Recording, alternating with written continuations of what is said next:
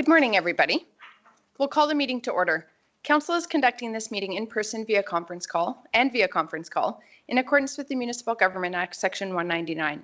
Council chambers is open for public attendance in person. However, councillors and members of the public may still join meetings remotely using our current teleconference process. If you have submitted a comment request to administration prior to the meeting, the chair will call on you at the appropriate time. The chair may also ask for comments and concerns from the public relating to a particular topic, and at this time, phone lines will be unmuted. If you would like to speak, please state your name. Individuals will be allotted 5 minutes to speak or 10 minutes for a group as per our procedure by law. If the meeting is recessed, callers will be put on hold until the meeting reconvenes, with the exception at noon, where callers will be asked to call back in. This helps with call quality. Please note this meeting is being recorded and may be uploaded to our website and/or social media. To eliminate background noise, please mute your phone during the meeting. We also ask all attendees to please mute their devices to reduce disruptions to the meeting. Everyone has a right to be present at council meetings and council committee meetings. Any attendees that are considered disruptive to the progression of this meeting may be removed at the discretion of the chair as per the MGA Section 198. We thank you for your cooperation and understanding. We do have potentially 2 councillors participating remotely today, so we will conduct a roll call. Councillor Laprise. I'm here. Councillor Bigger. Here. Councillor Eichert. Here. Reeve Link is here. Deputy Reeve Clausen has sent his regrets. He is not able to attend this morning. Councillor Kester. Here. Councillor Kester, you're really quiet, but we did hear you. Okay. Yep, that's perfect. I'll adjust my phone. That's great. Thank you. And Councillor Laursen?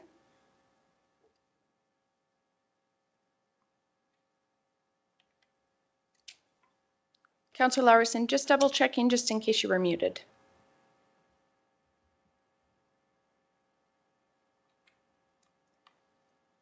Okay. We have an agenda before us. Does anybody have any additions or changes? Good morning, Council. Administration has a couple of additions. One is the addition of a fall RMA convention meeting with K Division RCMP leadership as a request for Council to consider, as well as another item, Southern Alberta Energy from Waste Association, ACP intermunicipal grant application. Thank you. And administration has distributed a draft proposed additions with the addition of the meeting with our CMP-K division proposed to be under agenda item 9.1 and SEWA under 9.2. Any other additions or changes? I'll move the agenda as amended. Thank you, Councillor Laprise. Any questions or discussion? I'll call the question.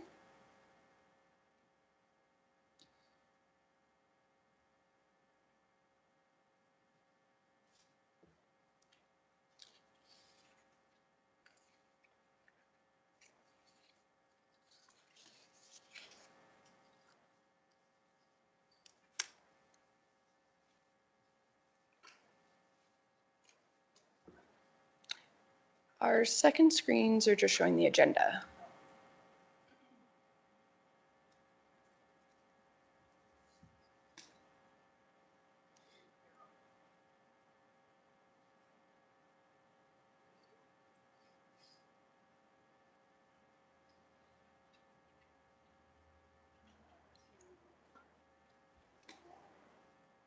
Even if you're able to confirm that motion was carried.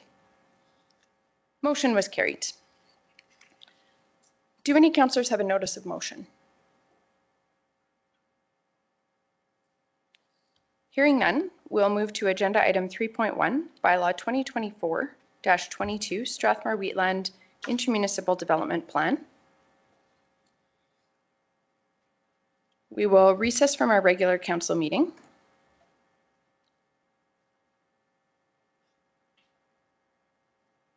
And a motion to open the public hearing, please. Also move. Thank you, Councillor Baker. I'll call the question.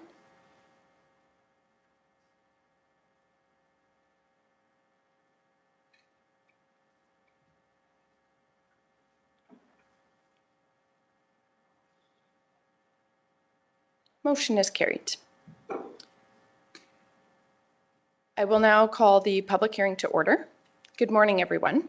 As per Section 193 of our Procedure Bylaw 2023-03, the public hearing will be conducted in the following order.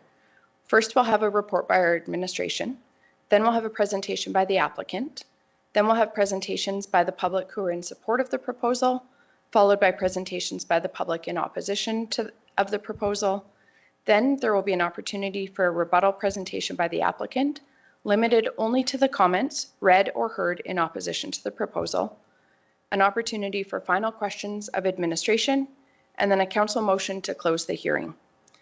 The applicant will have a maximum of 20 minutes to speak. Any individuals supporting or opposing the proposal will have up to 5 minutes to speak, and any groups of individuals will have up to 10 minutes to speak. The applicant will then have a maximum of 10 minutes to present their rebuttal. If there are any questions relating to this process, please refer to the procedure bylaw. Can administration please verify that notice of the public hearing was circulated in accordance with the MGA? Through the chair, yes, we can. Thank you. And were there any written submissions that were not included in the public package? Through the chair, none were submitted. Thank you. And we kindly ask that anyone speaking state their name and address for the record. Good morning. Good morning. Hello, Council. And for those I'm not familiar, my name is Stefan Kuntz. I am the Manager of Planning and Development. Today, we're here to present Bylaw 2024-22, which is the intermunicipal development plan with the town of Strathmore. So today we'll be considering first and second readings, also the public hearing. Most council should be familiar, obviously those who are on the Intermunicipal Collaboration Committee or the ICC will recall in the fall of 2023 we began this project. In the meantime, we've been working with our counterparts at the town of Strathmore, as well as our consultant at ISL Engineering and Land Services. So we have Brian Conger here today. We're going to jointly do the presentation. I'll go over some kind of higher level housekeeping matters, and then I'll hand it off to Brian for kind of the more specific details of the plan itself. So just briefly, an intermunicipal development plan, it's a collaborative document for lands along a common municipal border. The purpose of an IDP is to establish a coordinated collaborative approach to land use and development, minimize land use and development conflicts, reflect current and future needs, and allow for growth and development opportunities.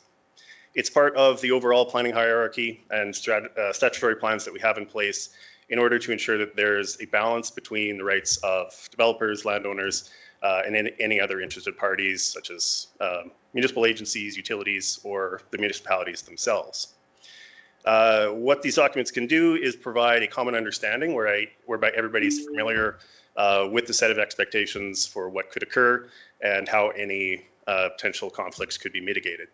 So developers can understand expectations, requirements for what they should put into their development proposals, and then landowners can be informed of potential changes, feel welcome to participate in the planning process, and be confident that the changes are safe, efficient, and financially viable. So again, I'll let Brian go into the, oh, that's not working, details of the plan, but in terms of the policy analysis, so this complies with the Municipal Government Act. There are a number of sections that apply here, but the ones that are specific to the IDP is Section 631. So this contains a number of requirements that IDPs are required to have. So they're required to address the future land use, manner of development proposals, transportation, intermunicipal programs, environment, and any other matters. And then it also has to include a dispute resolution process, an amendment or repeal process, and then matters for administration of the plan. And again, Brian will go through those, but that definitely was top of mind when we were developing the plan, so those have been included. In terms of our local plans, it's a little bit different than what you might be used to seeing. Obviously, usually we'd look at the municipal development plan would be the highest level. In the planning hierarchy, this being a intermunicipal, it actually sits above our local plans. So that was kind of critical in how we designed this IDP. We need to make sure that our local plans comply with it. So obviously we didn't want to create a plan that we then had to amend the rest of our plans. So one of the principles that we really looked to do was make sure that our existing local plans were still relevant and still kind of the primary things that developers or landowners should be looking at. obviously then just looking to address those kind of intermunicipal matters. So in terms of the IDP, or the MDP, sorry, there's a number of guiding principles. They're broken down into sections, but the ones that are particularly relevant, protection of agricultural land, environmental protection, promoting economic opportunities, growth within existing communities, responsible development, identity and civic participation, regional partnerships, regional economic growth, sorry about that, and regional culture. So the IDP reflects these principles and allows for both municipalities to retain local autonomy for decision-making within their jurisdiction while agreeing to operate in an open and transparent manner. In terms of the strategic plan, this is particularly relevant for Pillar 2, strategic partnerships. Essentially ensures that development within both municipalities occurs in an orderly, economic, and efficient and harmonious manner. So one last item before I conclude here, just with the process for kind of approvals and if there are any amendments, those type of things. I know typically we would do 3 readings and then approve it. Because this is an intermunicipal thing, Strathmore has the identical bylaw or the identical IDP in their bylaw that they'll be considering tomorrow. So if there are any amendments, what we're suggesting, well, either way, if you would like to approve it, do first and second reading today. If there are any amendments, move those as you normally would.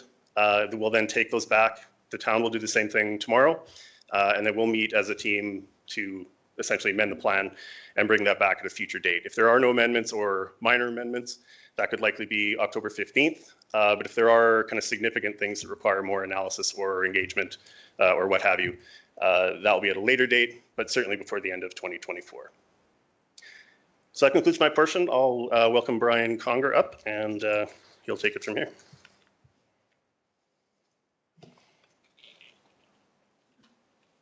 I'll just go down here. Perfect. Thank you, Stefan, and thank you, Reeve Link and Council for having me this morning. I'll be speaking to 3 things today.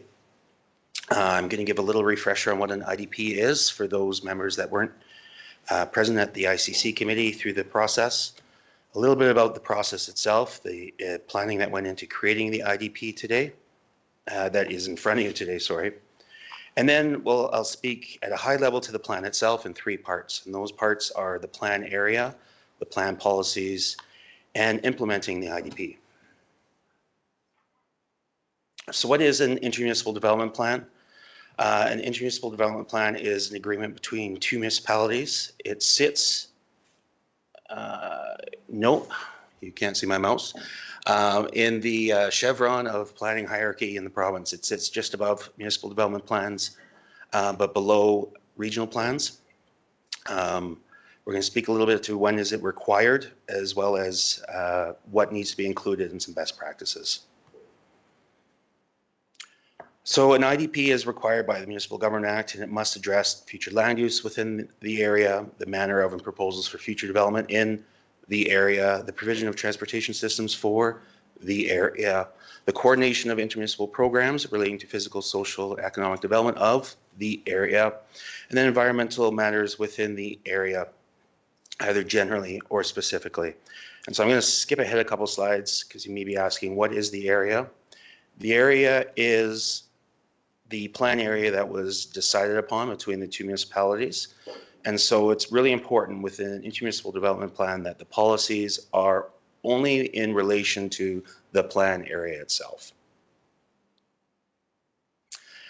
The IDP must include a procedure to be used to resolve any conflict between the municipalities, a procedure to amend or repeal the plan, and as well as provisions relating to the administration of the IDP itself.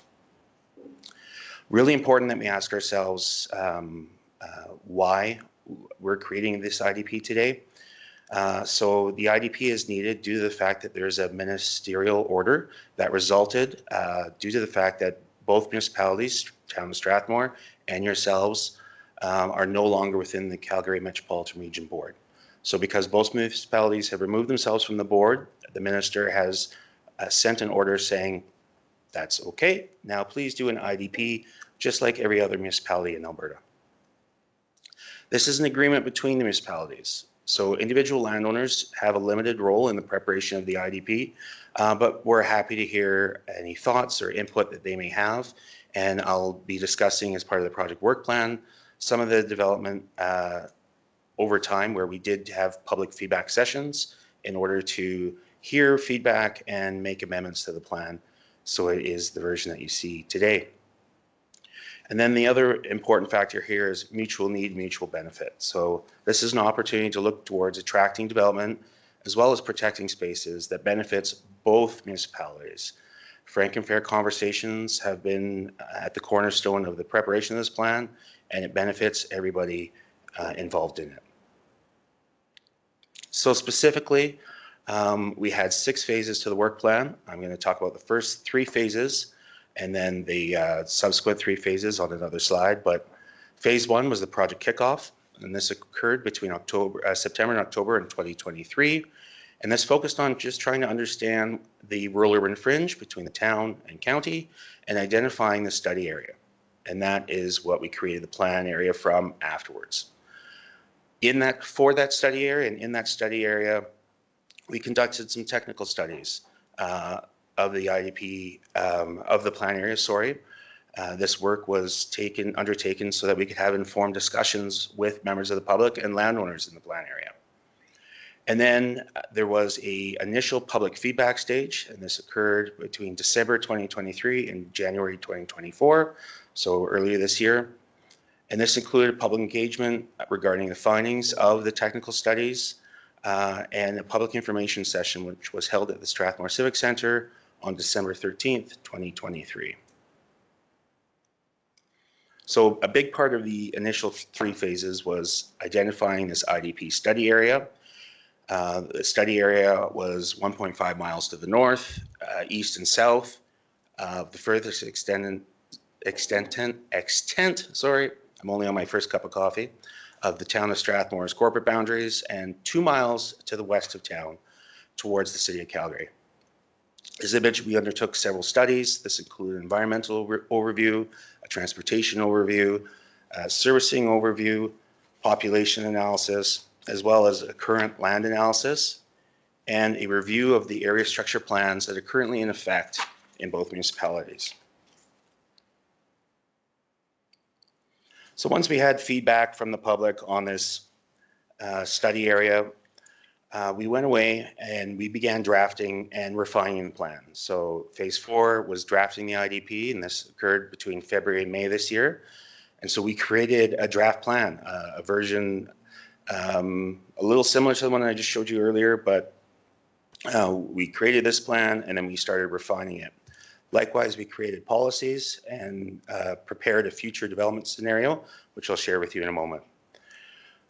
We had a second round of public engagement. This occurred from May to June this year. We had a public information session as well on June 18th, 2024. And then since that public information session, we've gone back and refined the IDP in preparation for adoption. As Stefan mentioned, this is a 2-phase adoption process because the town is going to receive this presentation tomorrow, and they have an identical copy of the IDP for their bylaw. But that brings us to today in the planning process. So a few slides here on the IDP itself. The purpose of the IDP is to facilitate and sustain long-term strategic growth, as well as identify joint development opportunities within the rural urban fringe between the town of Strathmore and Wheatland County, the municipalities. And both municipalities agree that mutually beneficial policies and procedures are a preferred means of addressing intermunicipal growth opportunities within the plan area. And this IDP has been developed in accordance with the Municipal Government Act and outlines a coordinated and cooperative framework for managing the use and development of lands in proximity to both municipalities, to the shared boundary of the municipalities. As I mentioned, there's 3 parts: plan area, plan policies, and implementation. So this is the final boundary for the plan area. As part of this IDP, we created a series of guiding commitments which help to provide some context for development and the intermunicipal relationship in the plan area. So one is a commitment to the region. The municipalities will cooperate to advance regional interests and opportunities while remaining mindful of each municipality's unique vision and mandate. A commitment to each other, that the municipalities commit to working cooperatively for their mutual benefit through effective and ongoing collaboration, coordination, and communication. And last but not least, a commitment to responsible development. Municipalities will strive for consistent execution and enforcement of responsible development practices within the plan areas. And so really what these guiding commitments do is they provide us with a commitment between the town and the county for doing good planning and really good communication amongst and between the administrations as well as the councillors that sit on the ICC. When we talk about the policies of the IDP itself, this map here, the future development scenario, provides us with some context.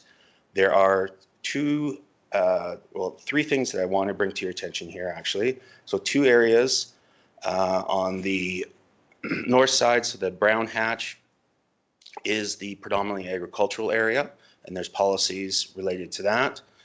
Then you'll see the bypass prepared by Alberta Transportation Economic Corridors is shown on the south. And the left-leaning hatch is for the future business area, and there's policies specifically related to that. And then there's also an urban referral area within the boundaries of the town. And so that's actually covered in part 3, but this is the area where development that occurs into the town or in the town is referred to administration here for any feedback. I did want to actually bring attention to one thing because I've heard it throughout the public engagement process, but it's specific to the transportation policy and some questions about the timing of the Alberta Transportation Bypass. So I think one of the things that I wanted to make clear here is there's a lot of factors that the province puts into when they actually prepare a bypass.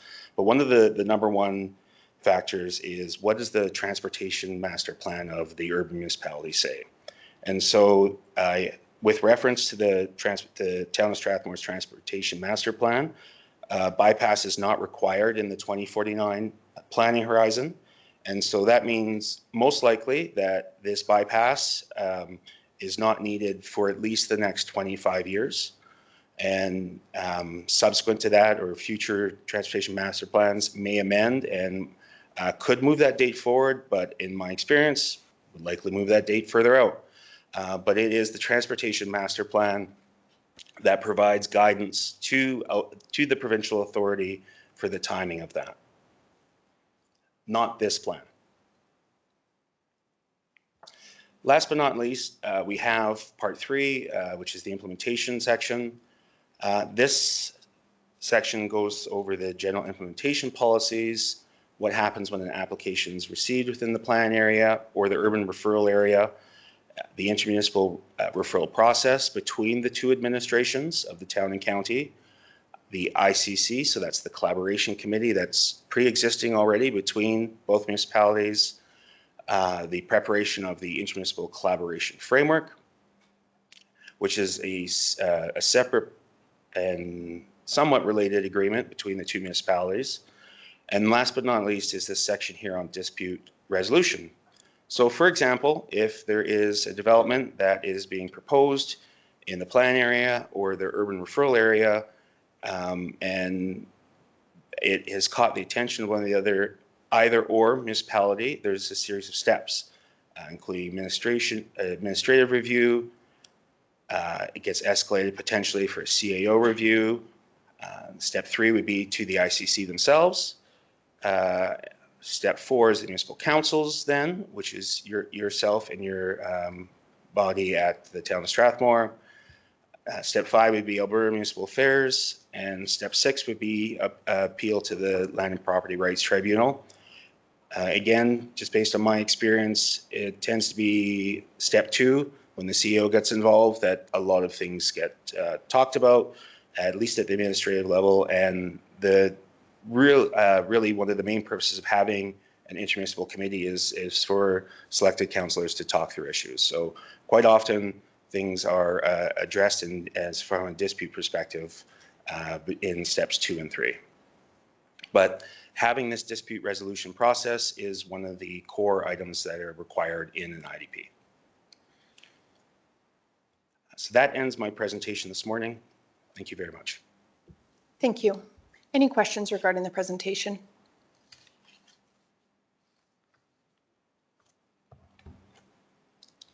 We'll now open the floor to presentations by the public in support of the proposal.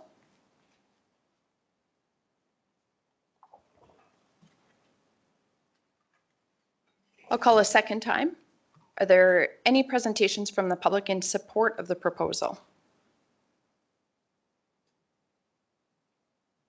And finally, I'll call a third time. Are there any presentations by the public in support of the proposal? I'll now open the floor to presentations by the public who are opposed to the proposal.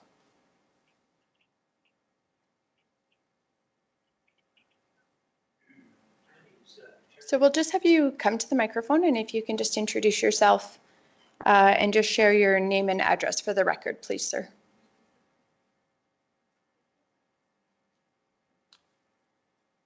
The microphone just helps anybody who's online here. Thank Good you. morning, Council. My name is Terry Thiessen. I own property in that purple zone that you have there.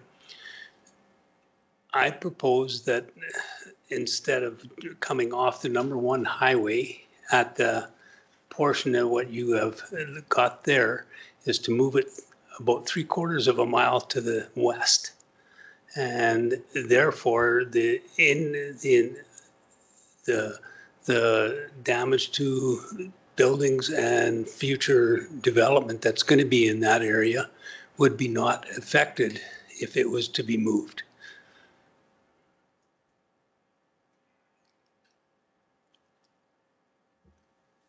So for clarity, you're just referencing that future bypass that's delineated in the purple. The future bypass where it leaves the #1 highway now in the purple.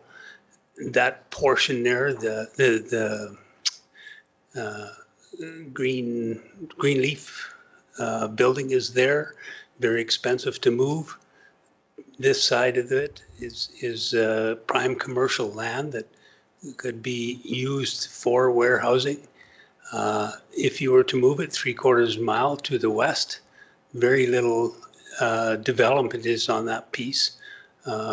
And it would be easier, I think, to put your overpass on the other side of Greenleaf. So we're hearing your feedback about that. However, for today, we're just considering the policies around land use and the intermunicipal development plan.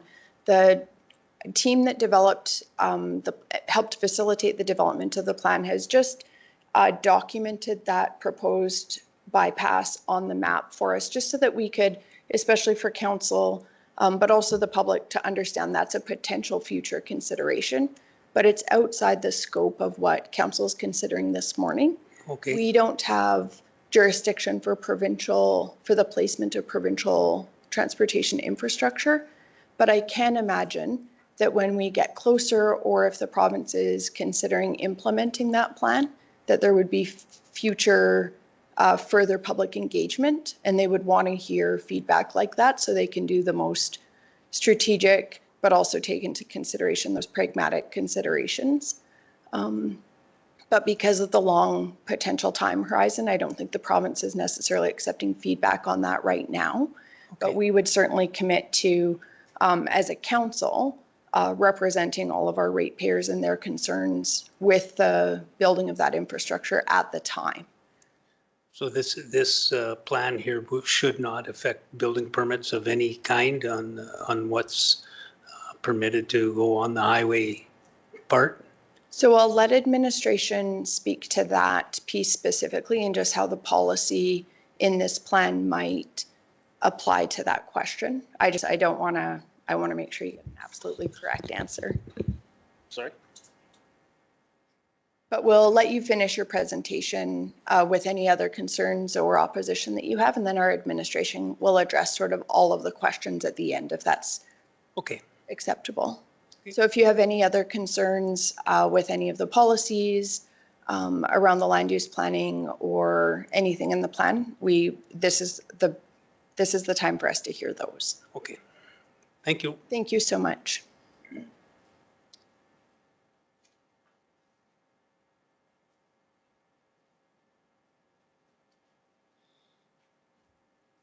Good morning. We'll just have you state your name and your address. Good morning. Bonnie Evans, 244046 Range Road 253, Wheatland County. Good morning. I have various concerns regarding this plan. Land use, for one. We are currently a small hobby farm. If this plan goes through, what does that do to our land, the farmland behind us, beside us? I would like to know who I could speak to regarding all of those questions. If we are taken over by the town of Strathmore, I know for a fact our taxes will be through the roof, just because I know how the town works. And at that point in time, my daughter is a partner with us in this land. So it may not affect me, but it will definitely affect her. We currently have a few cows on our land. We currently have 2 horses. And coming under the town of Strathmore, there is no way that's going to be allowed. So I would like to, and it's not just us, we have neighbors as well. They're not here today, but I'm speaking on our behalf. I want to know what will become of that land. We will not be able to have animals on that land. We will not be able to be a hobby farm anymore. Is the town buy us out? Does the developer buy us out? Like, I have many questions regarding that, and I really would like to know whom we can speak to in that manner to get those questions answered. I would appreciate it. And that's... My apologies. We'll have administration address your questions following the presentations from the public. Just for clarity, though, at this point, there's no change of land use planning jurisdiction. The policy document indicates that our municipality, this council and Wheatland County Councils of the future would be responsible still for any land use planning decisions within Wheatland County.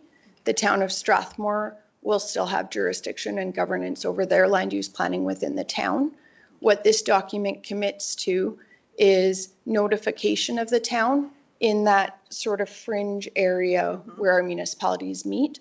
Yeah. We already do that now. You'll see Yes. in every application that comes before council, our administration has sent it to the town and, you know, multiple other agencies, and at times comments are received back. Many times there's no feedback received back. This is just taking that current process and integrating it into this agreement, along with those other policy pieces that our administration and the consultant have gone through. Did you have any other concerns? No, I've listed them all. Thank you. Thank you for sharing Thank you. those. We appreciate it.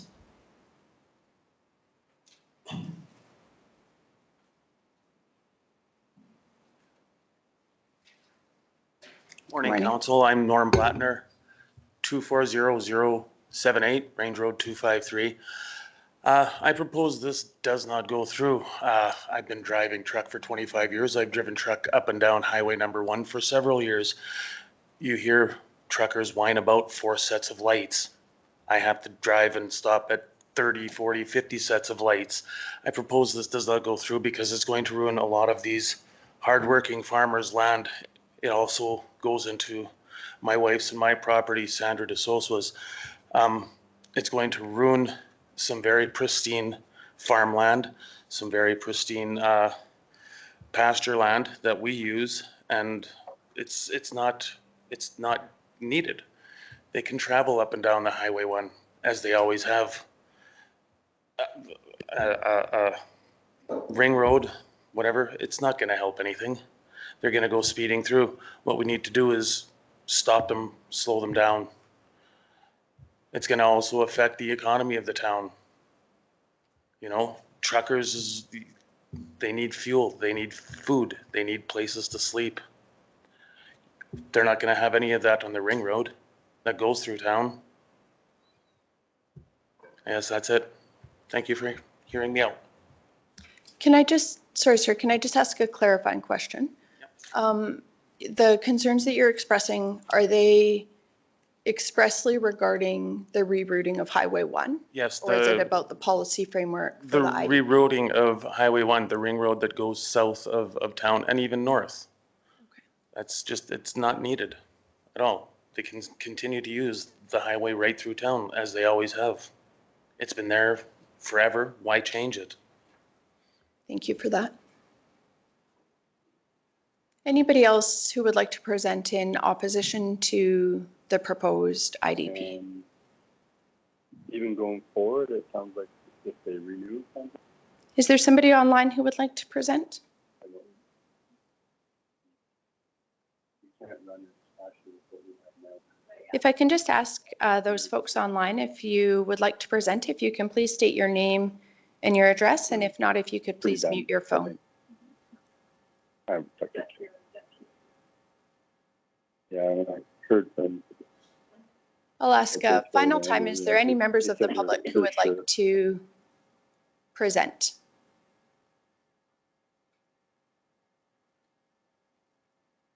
And because I didn't count, I'll ask one more time if there's any members of the public who would like to present to council with concerns regarding the IDP or who are opposed.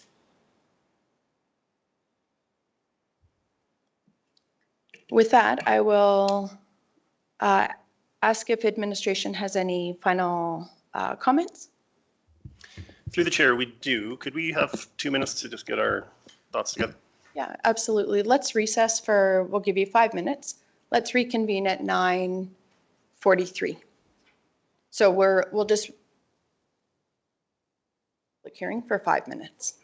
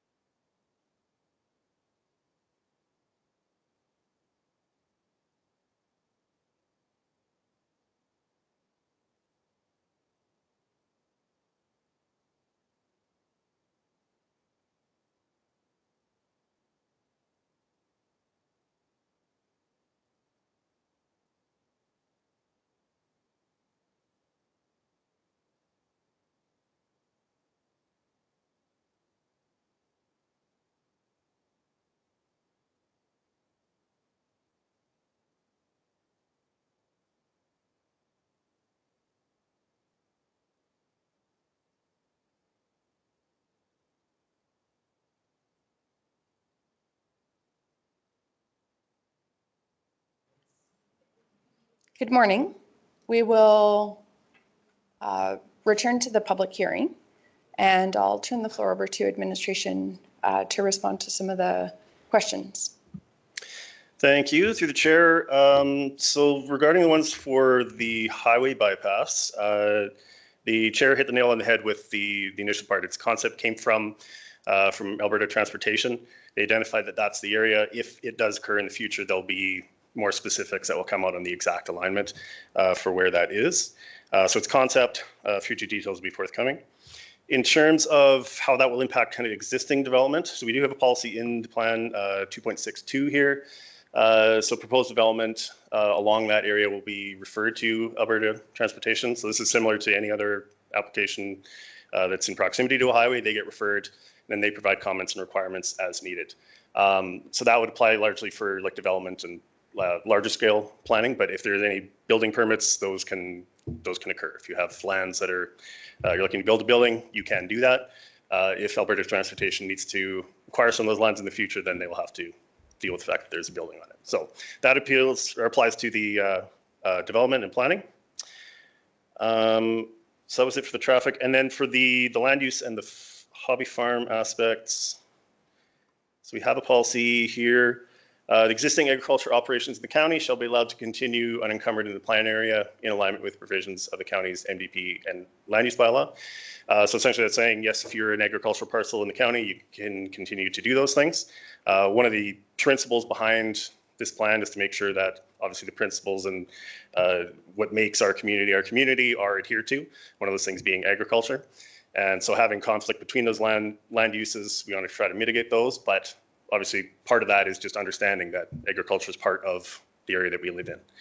And then in terms of annexation, that's a separate part entirely. So that's not really dealt with in this plan. If the town proposes to annex certain lands, they will do so under Section 6 of the Municipal Government Act. So that's a process that they undertake if they feel they need to annex lands. This doesn't make that any easier or harder to do for them. It's a totally separate kind of issue. So that's it from Jerry, unless you had anything else. Looks like no. No, that's it from us. So if you can just verify, so the current process for referrals to Alberta Transportation would be consistent with, can you just clarify, so under 2.62, it says proposed development that involves access to or abuts the proposed Highway 1 bypass and interchanges in the plan area outside of an approved ASP will be flagged for circulation to TEC as part of the referral process for additional scrutiny. That's our current process, is that correct? So nothing will change based on the policy framework we're considering today. Through the chair, it's probably slightly different because currently it's within 800 meters. We would refer the Alberta Transportation. This means that of an existing highway, this is a future highway, so it's not necessarily captured by that. So this just allows them to have that opportunity to look at it and review it.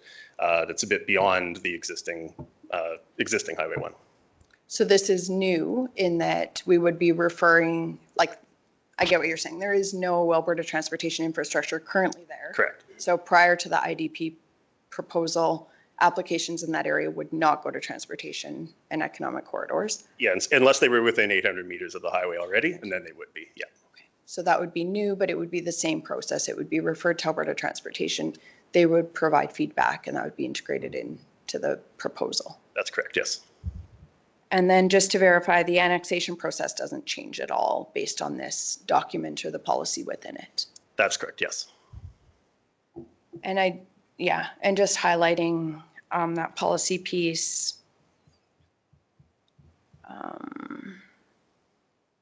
Just around the agriculture, I think that's critical. On page 28 of our package, it acknowledges explicitly that agricultural operations will continue unencumbered. So I think that's a really key policy piece for our agricultural producers.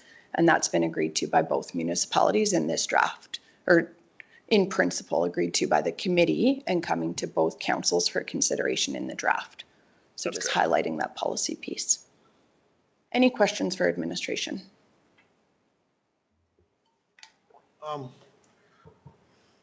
Just getting back to this bypass, I'm wondering if council shouldn't direct administration to maybe set up a meeting with, If I can just ask you to pause and any kind of discussion outside of the public hearing, let's just close the public hearing and then council can discuss any actions outside of the public hearing. If I'm looking to administration, that's probably best.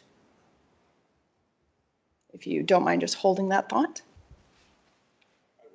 You're holding it. Any questions regarding administration's presentation or response to the opposition that was expressed?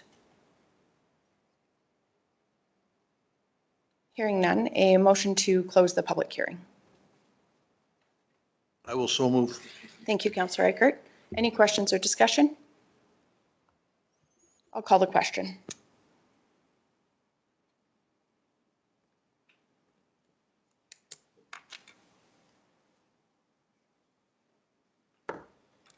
Motion is carried. I will now open the floor to questions, or if we're prepared for a motion, we can put a motion on the floor and debate, but if there are questions, we can do that first. So should we, as council and in administration, talk to transportation? Because this system, when you're going out that far out, like 2049, when you're going 25 years out, I sort of think that it's sort of, in my mind, where the road part isn't that important, but where the proposed route, like where they intersect the either 817 or either end, and north or the east and west sides of number 1. I think we're putting administration into the fact that we're sort of sterilizing that area.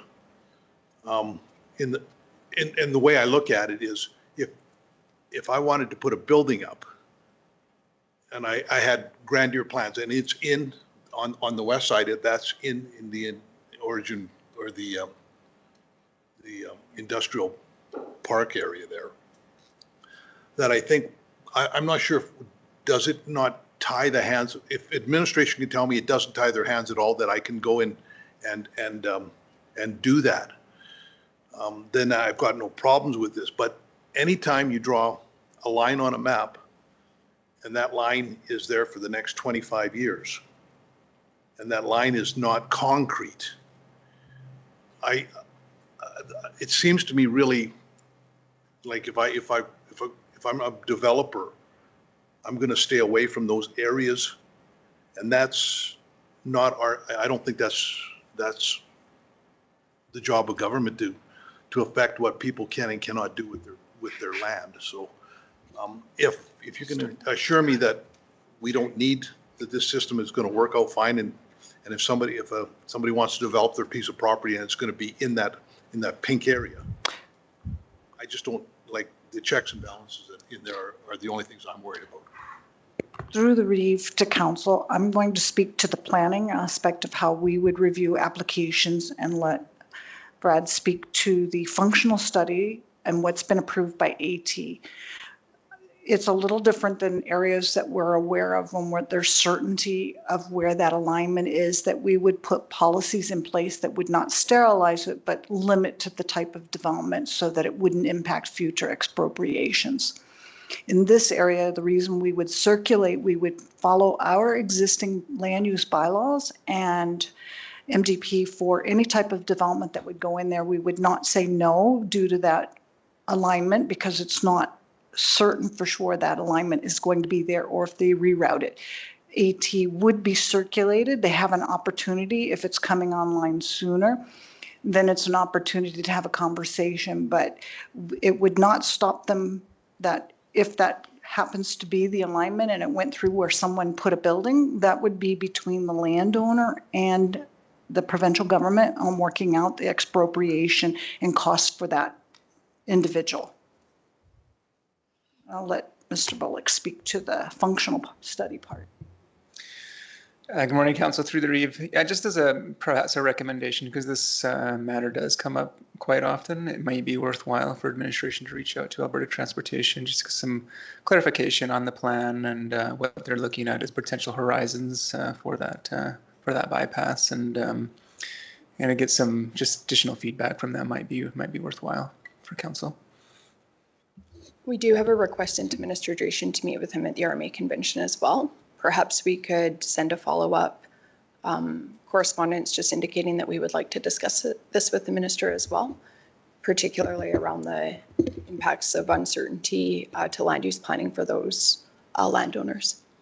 Through the chair, yeah, just a couple items to just add there. Part of the reasons that we identified that area as that future business area was because of the location of that potential future bypass. So it's important to look, obviously what Cherry said is right, we'll consider those. That can provide an opportunity as well for future developers, right? If you're looking to develop some, if there's going to be a bypass there, that would be a great place for commercial development. So that's why that was kind of identified. And then the other part was the comments from the transportation. Obviously, we can have another meeting with them, but they were circulated on this application and did provide their comment. Obviously reiterating that bypass location is the current one. And as you can see here, they had a few suggestions for our policies as well. So they are familiar, but obviously that continued conversation can go on. Thank you. Yes, thank you to administration. That's helpful. I just have one, on page 14, the actual bylaw, there's just textual, in the second whereas, we reference Rocky View County instead of Town of Strathmore. So that's just a little correction. Through the chair, thank you. Now you can see where I copied this from. So if we could perhaps just have administration just. I will say I wrote it. It was You were using efficient processes to That's bring correct. this to council. And there's some artifact there. If administration could just put the revision up on our screens, just so that if we're considering the bylaw, we're considering the proper language. So we just need to take Rocky View County out and put Town of Strathmore on the actual bylaw on page 14. Even if you just want to take that sentence, I think that would meet the MGA requirement to see the wording of the bylaw. Any other questions or discussion? I do have a question to administration. On page 12, the NRCB provided some feedback, and I'm wondering if we could, I'd like to request stronger language around CFOs and to integrate some language around standalone manure storage. So be clear not to impact manure storage for existing agricultural operations, but the NRCB indicated that because we're silent on a policy around standalone manure storage, that that would be something that would be potentially allowed. And I know we've seen multiple presentations from the NRCB around the importance of councils strengthening their statutory planning documents. If I understand correctly, the NRCB is not necessarily bound to align with our statutory documents. They are bound to consider them. Yeah, through the chair, I think that's one of those ones where we have to apply by their Yeah, like rationale. under 619. Correct, yeah. But I know we have heard presentations from their board and administration that strong planning policies do help them make decisions. And I think particularly in an interface area around the town, I think some stronger language around that would be beneficial. I don't know how challenging is it to do an amendment around that. So it would be on page 28. Yeah, through the chair. So 28 here has our general land use policies. You can see the one about confined feeding operations or standalone manure storage facilities is not supported. So if you were looking to strengthen that, that would be the policy that we would look at. So I would ask, and we can take a brief break just after my comments, but I would ask administration just to draft language that would preclude CFOs in that area and standalone manure storage developments. To like prevent it from happening in the plan area? Yeah, so they've just indicated that the terminology is not supported, that could be interpreted that it is still allowed. Through the chair, that could have been the original. I think we changed it to this in response to that. It was originally like a should statement, I believe. Brian's nodding. So we strengthened it to this where it says it is not supported. So I guess we could say shall not be supported. Yeah, they're saying in their feedback, they're referencing the current wording is not supported. Okay.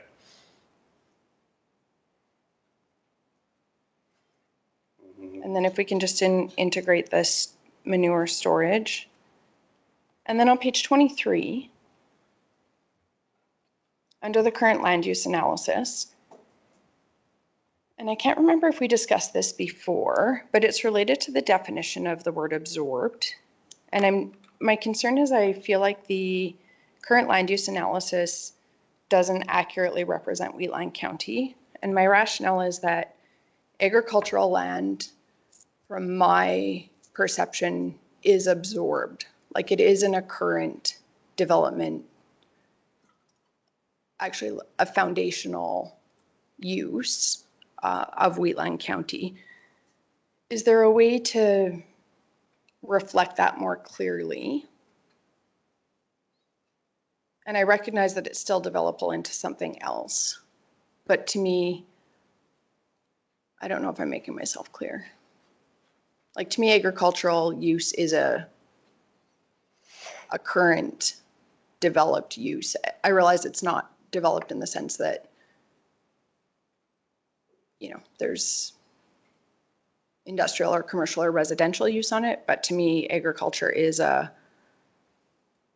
development, and it certainly could have improvements in terms of irrigation and infrastructure and things like that. So I don't know if there's a way to reflect that. Speak of that. Okay. We'll have to discuss. Okay. I do want to thank administration and the committee for, we already touched on it, but for the policy language around existing agricultural operations on page 28. I think it's critical, and we've discussed this sort of the right to farm and the necessity to integrate that into all of our policy frameworks. So I really appreciate that that is the first policy under general land use, acknowledging that existing agricultural operations shall be allowed to continue unencumbered in the plan area in alignment with the provisions of the county's MDP and LUB. And I just think that's really important for the public to know, and for our agricultural producers to know that that's being prioritized.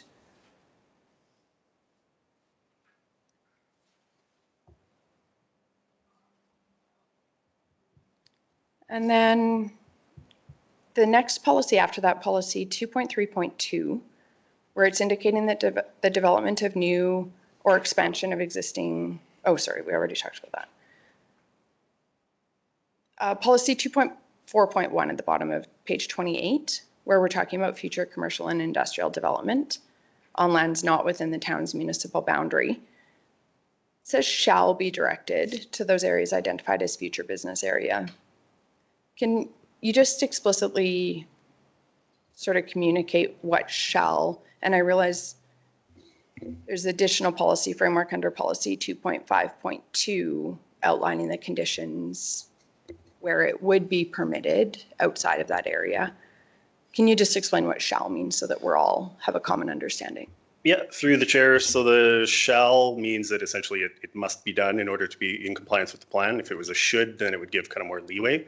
But the intent behind this one, as you mentioned, is to have the larger scale commercial and industrial development be located in that area south of the highway. The area north of the highway, there still is some provision for those on smaller scale that we typically see in agricultural and country residential areas today. So does the shall preclude, I'm just worried about, that was my understanding of shall as well, that it was quite prescriptive or limiting. Is that aligned with policy 2.5.2?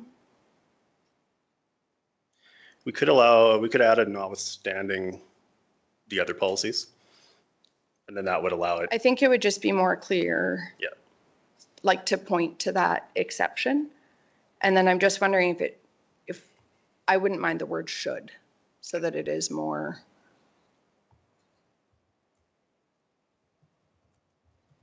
somewhat more open.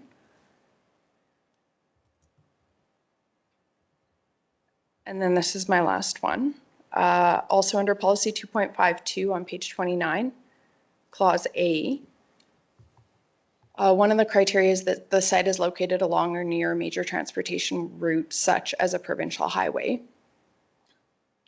My preference would be to have that slightly more open, like a transportation route with preference to major transportation routes.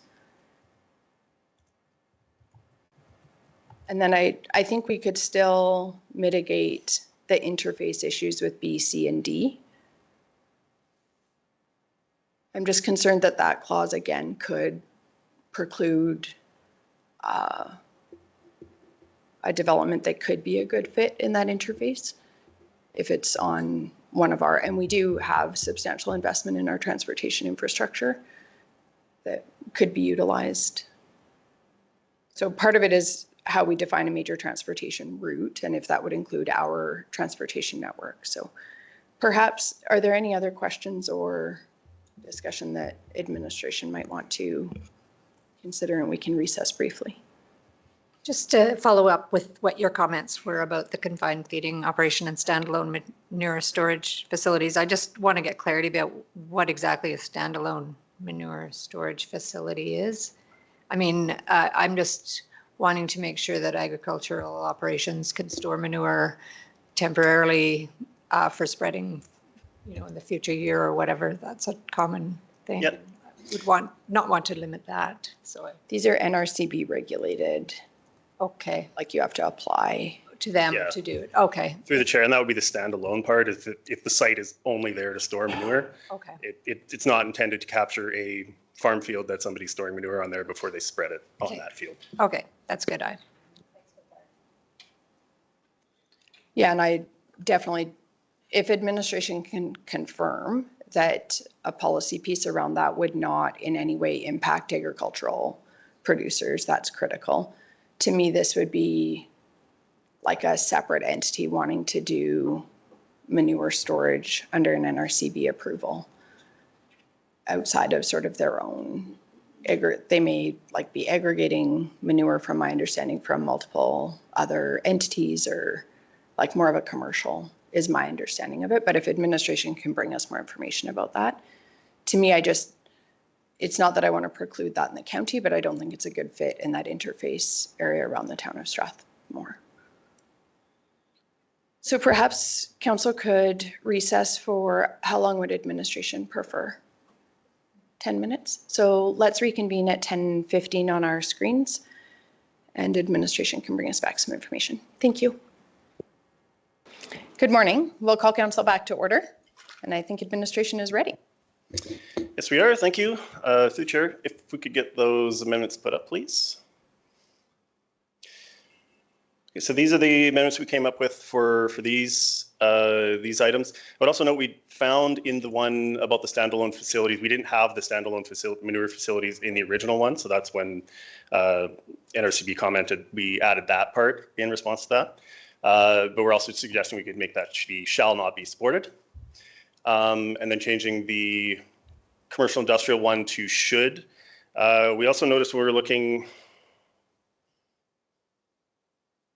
the notwithstanding is in policy 2.52, which says notwithstanding that other policy, they can still do development in those other areas. So that would capture that part. And then we just deleted major transportation route from the provincial highway. And then, Brian, did you want to speak to those absorbed land part? To council through the chair, I'm not the subject matter expert, so I'll bumble my way through this as best as possible. But when it comes to the current land use analysis, the use of the term absorbed and unabsorbed is looking at not just unplanned, but planned areas. So there may be an area structure plan in place, but that portions of it have not been developed at that time. So alternatively, you could use the term developed or undeveloped, but that kind of gets to the root of the problem that you're presuming that farmland is not developed. What we're focusing on in a land supply analysis is how much land has been absorbed or taken into what we would assume to be a final built form. So that's why those words are used. And I don't think switching it to developed or undeveloped would add any benefit to your concern either. One possibility is if the terms themselves are, need further clarification, we could add a footnote to this. I wouldn't know the exact words of it right now. Or potentially, this is background information, so if it's not pertinent to the plan itself, this doesn't need to be in the plan. So it could also be removed. I appreciate those comments, and I did try and research, and I couldn't really find strong definitions of absorbed versus unabsorbed, or I didn't know what you were going off of.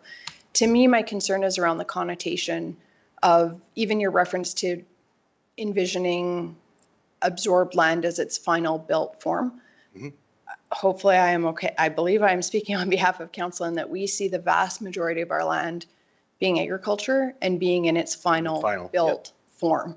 And so I guess where I'm going is I would like to see that premise or that foundational principle reflected. So perhaps there would be a way, and if you want to take this back, I'd be quite pleased with that, to define absorbed more tightly as land that has been planned for residential, commercial, or industrial use. And perhaps there would be a way to integrate that principle that we acknowledge that agricultural land, is a land use that is valued and critical, foundationally important to not just Wheatland County, but to this area and to, I think the town of Strathmore would agree as well. They've been very supportive of that as well. To me, it was more, and in my notes, I had said like ag land is developed, like not developed in the sense that planners maybe see it as, but it is the principal land use in Wheatland County. No, 100% understood. I would, just to clarify, it's the terms used for this type of analysis. Yes. So we can add more context, but we wouldn't be shifting the analysis itself. So that's why I would recommend then, if that is a concern, to delete it. I didn't mind it being in there for, I do think it is important context to demonstrate that there is, land in both areas. The county does have some ASP land that has been earmarked. We have land available for different types of land uses, as does the town of Strathmore. My personal preference would be to see it maintained as context information, but perhaps if we could just, based on this discussion, integrate a clearer definition of what absorbed is, and perhaps, I think there was and perhaps we've already reflected the statements around agriculture, but if you can just review and make sure that that's reflected and acknowledged under that land use section as well. Understood. And I really appreciate the proposed amendments for A. I'm just wondering, would it be advisable to say a transportation route such as a provincial highway or municipally built infrastructure? Or municipally developed transportation route? Could you type that? So at the end of A, the site is located along or near a transportation route such as a provincial highway, or I'd look to administration, municipally developed transportation route. Is that okay language?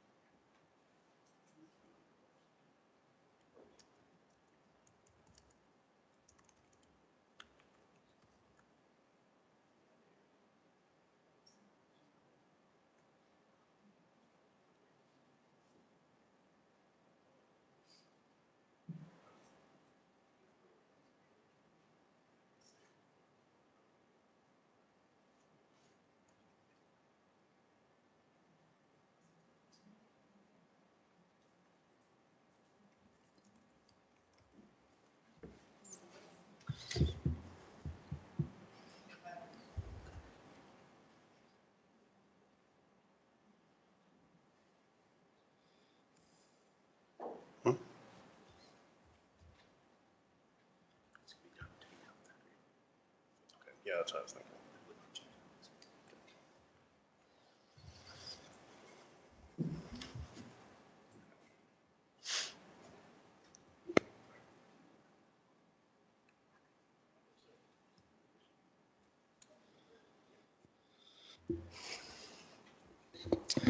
Through the chair, just while we're bringing up the transportation one there, what we might suggest for the absorbed land thing is if you would like to proceed with these amendments today, and then just note in principle, could change that absorbed land aspect before we bring it back to third reading. We can probably add a footnote or some kind of change in wording that would address those comments, if that works.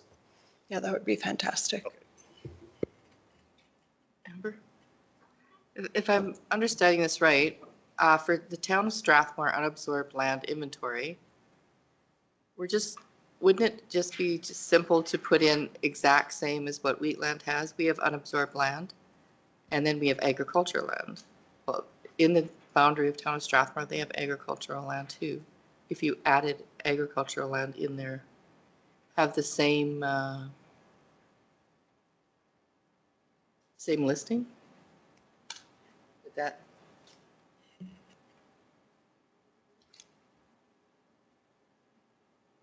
Do you understand what I'm getting at?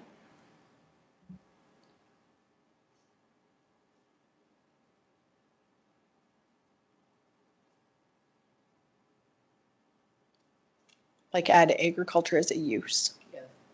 Into their boundaries. Into their boundaries if they agree to it. Through the chair, that's something we might have to discuss with them, but I think like I said, we can go over that and then clarify these items and bring it back for third reading. And there could be differentiation between an urban and a rural in the perception of agricultural land. The town may very much see that as not in its final built form in terms of alignment with their strategic plans for their municipality, whereas for Wheatland County, agricultural use very much is seen as recognizing landowner rights to do what they want with their land, but also recognizing landowner rights to maintain agriculture as a valid and respected land use. So we'll leave that. It's a very good point. And I think if administration can discuss that with the town of Strathmore and take that into consideration, and then they'll bring something back prior to future considerations of the bylaw for us to consider. So we have some proposed language under A, the addition of or a developed roadway. I think that looks great. That would include municipal infrastructure as well. So it's just really pointing to, like, we wouldn't be contemplating building new transportation infrastructure. We would be utilizing existing infrastructure. My last question, I promise. In our MDP, we define shall, or like we explain shall. Would there be a way, so it says this MDP contains policies that include the word shall, should, and may. Shall policies are those that are mandatory. I'm just thinking that pairs well with the NRCB, or sorry, not NRCB, but the CFO and standalone manure storage, just for clarity for the NRCB, if the language is defined.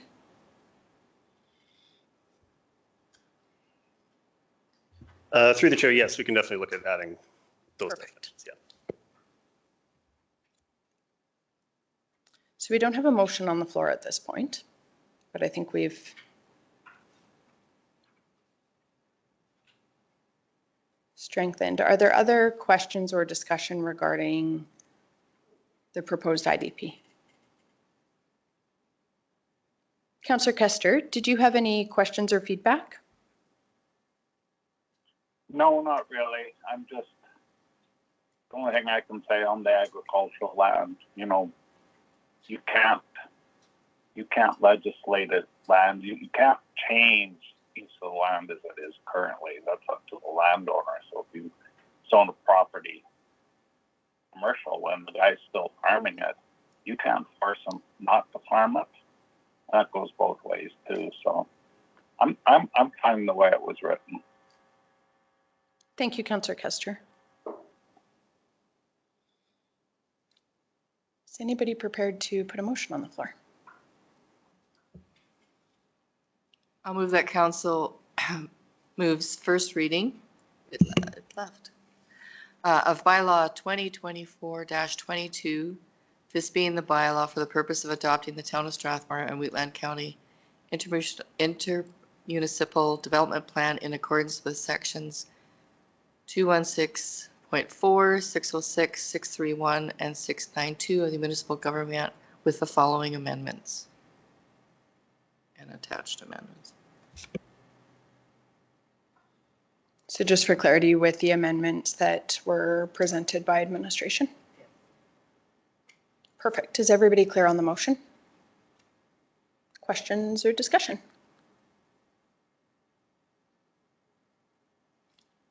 I'll call the question.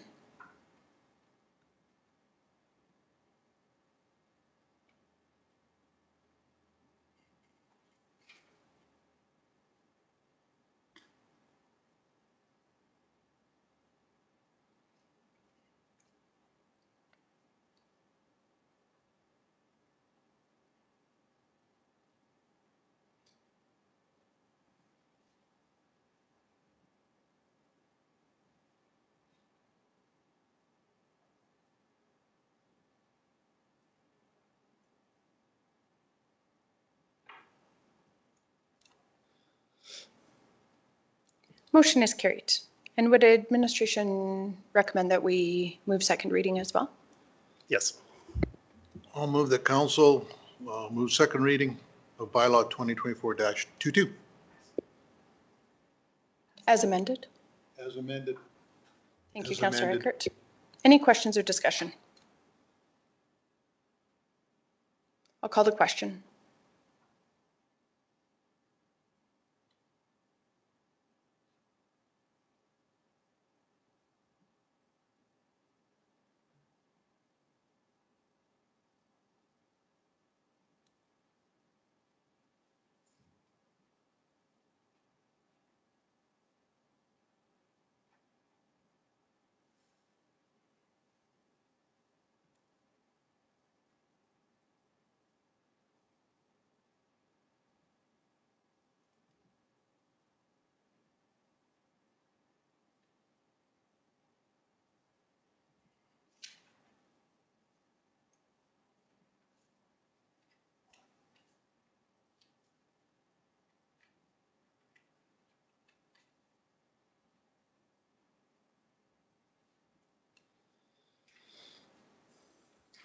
Motion is carried.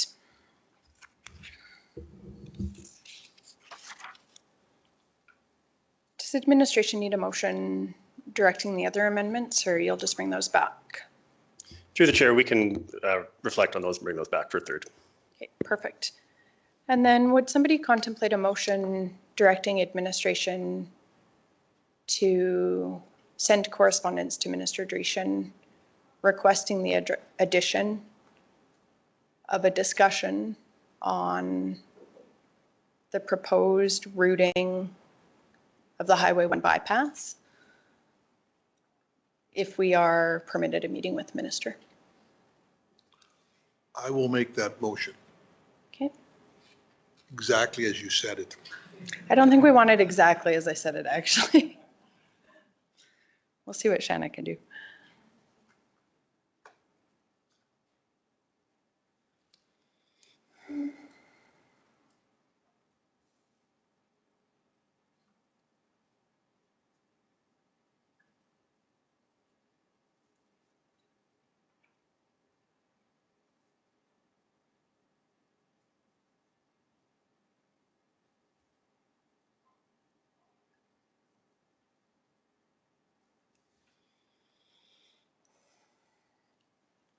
So the resolution is on the screen that council direct administration to send a letter to Minister Dreeshen regarding a discussion on the proposed rerouting of the Highway 1 bypass.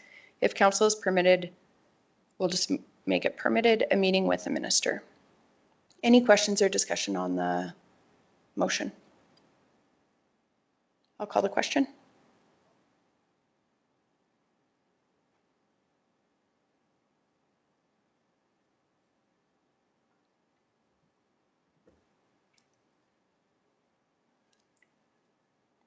Motion is carried.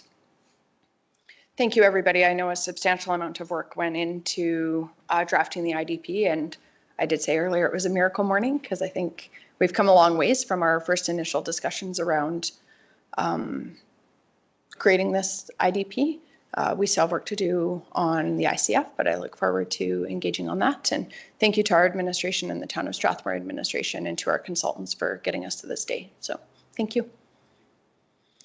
We'll now move to agenda item 3.2.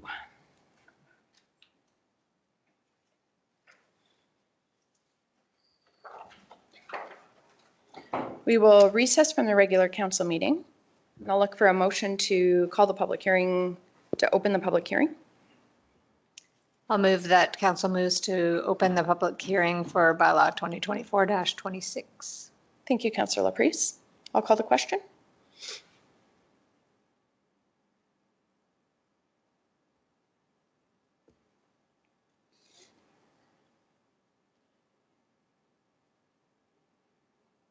Motion is carried. Good morning, everyone. As per section 193 of the procedure bylaw 2023-03, the public hearing will be conducted in the following order. So it will be the same order as the public hearing this morning. Staff will do a presentation. We'll then hear a presentation by the applicant. There will then be an opportunity for presentations by the public in support of the proposal, followed by presentations by the public in opposition to the proposal. We'll then hear a rebuttal presentation by the applicant limited to the comments read or heard in opposition to the proposal, final questions of administration, and then we'll close the public hearing. The same timelines as the first public hearing will be followed. Can administration please verify that notice of the public hearing was circulated in accordance with the MGA? Yes, it was. Thank you. And are there any written submissions that are not in the council package? No. Thank you. And we'll just ask that anyone speaking, please state your name and address for the record. Good morning, Jessica Russell with Planning and Development Services, presenting bylaw 2024-26, which proposes to redesignate a plus or minus 0.19 hectare portion of land from the Community Service District to the Hamlet Commercial District.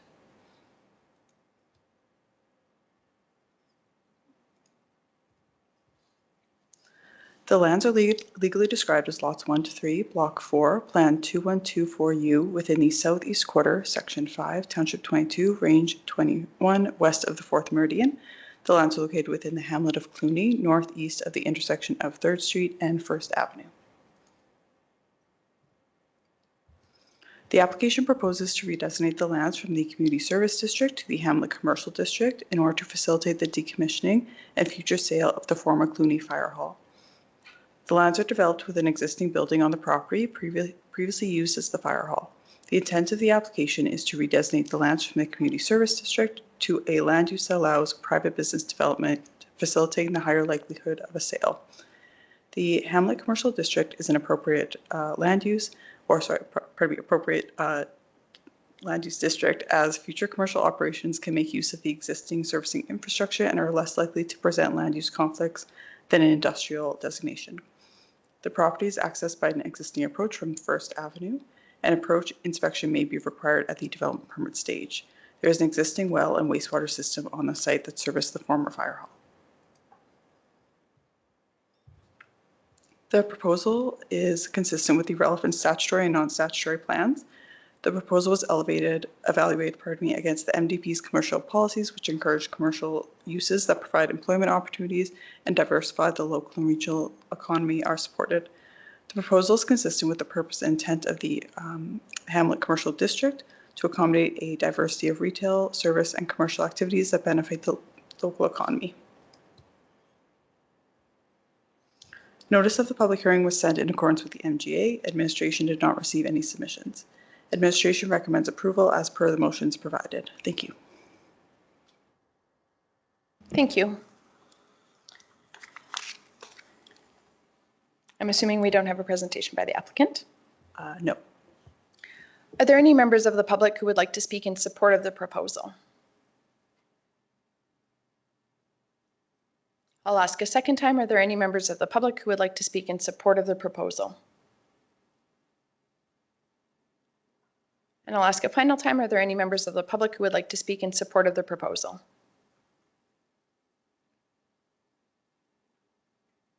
I'll now open the floor for any members of the public who would like to speak in opposition of the proposal.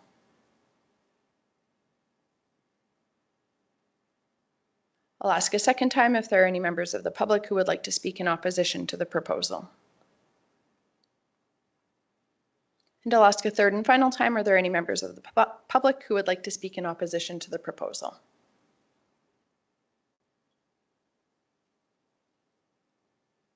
Hearing none, are there any final questions of administration?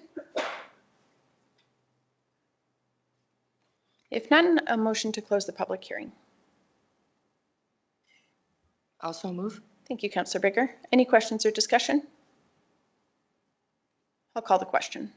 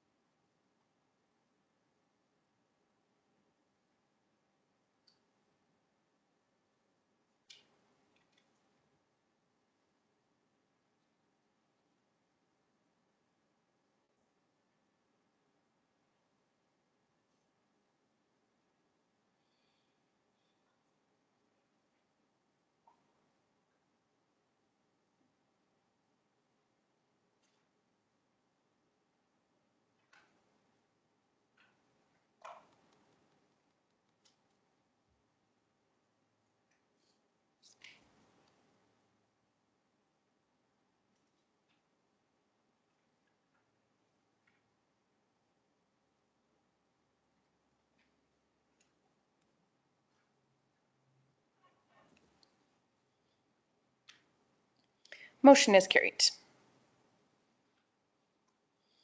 Council's wishes. I'll move that council moves first reading of bylaw 2024-26 to redesignate lots 1 to 3, block 4, plan 2124U from Community Service District to Hamlet Commercial District as shown on the attached Schedule A, forming part of this bylaw. Thank you, Councillor Laprise. Any questions or discussion on the motion? Just for clarity, I just want to, so this is just to facilitate the sale of the property. There's not currently a sale in that we're aware of. Yes, that's right. Okay, thanks. I just had questions from people wondering. Thank you. Just opens up to many more uses than the existing land use. Any other questions or discussion? I'll call the question.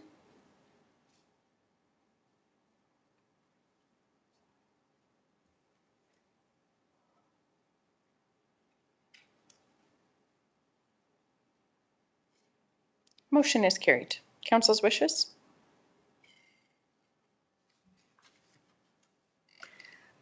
Move that council moves second reading of bylaw 2024-26. Thank you, Councillor Bigger. Any questions or discussion? I'll call the question.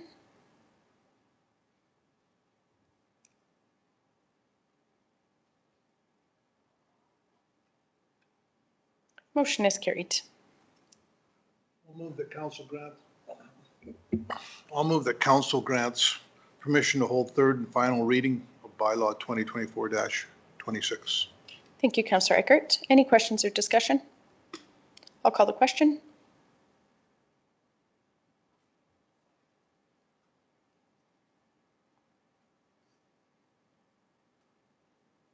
Motion is carried unanimously. So I'll move that council moves third reading of bylaw 2024-26. Thank you. Any questions or discussion? I'll call the question.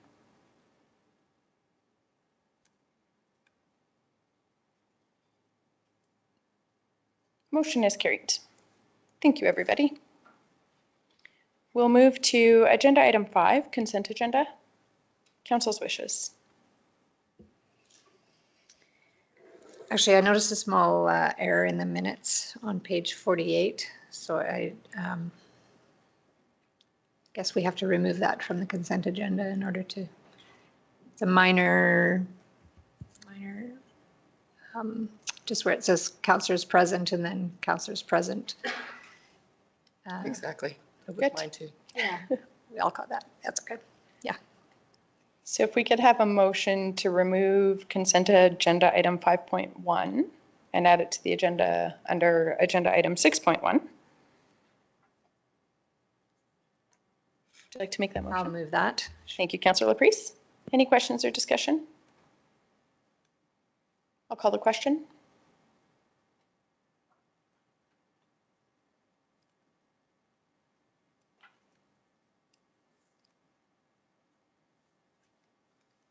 Motion is carried. And a motion to approve the minutes with the amendment. I move that we approve. Oh, just if you can grab your microphone. I move that we approve the minutes for September 17th with a slight amendment of councillors present. For myself, in Division 3, I was not at that meeting. If we could just move that amendment, I'll move them as read. So move to approve the minutes with an amendment to change present to, I think you usually use absent. Awesome. Thank you. Good catch, guys. Any questions or discussion? I'll call the question.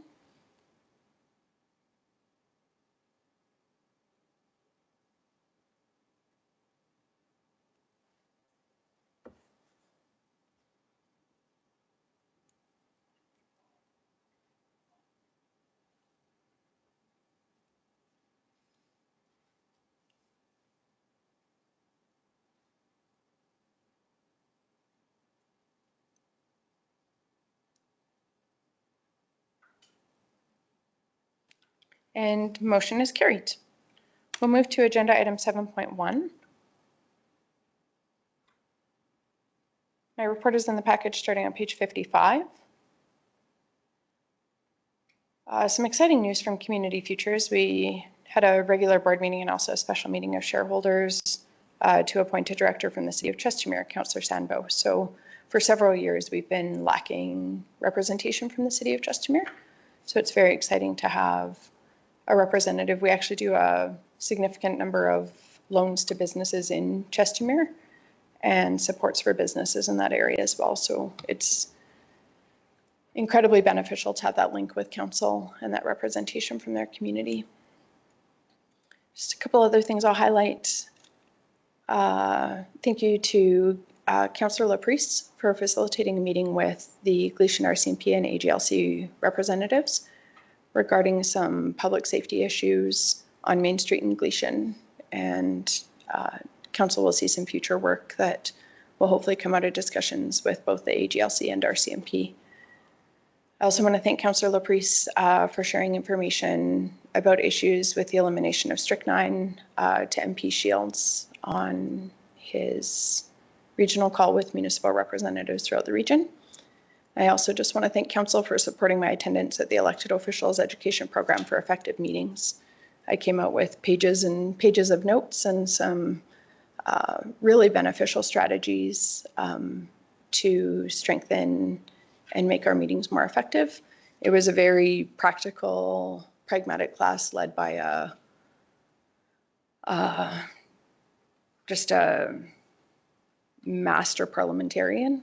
And he also took questions and was able to provide feedback on specific examples that different people in the group had. And so extremely beneficial, really good meeting, or really good training. So thank you to council for that.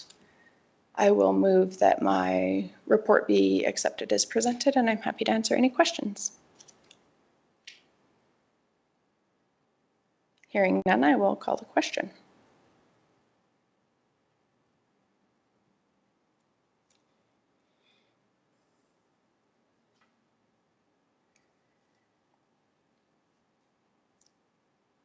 Motion is carried.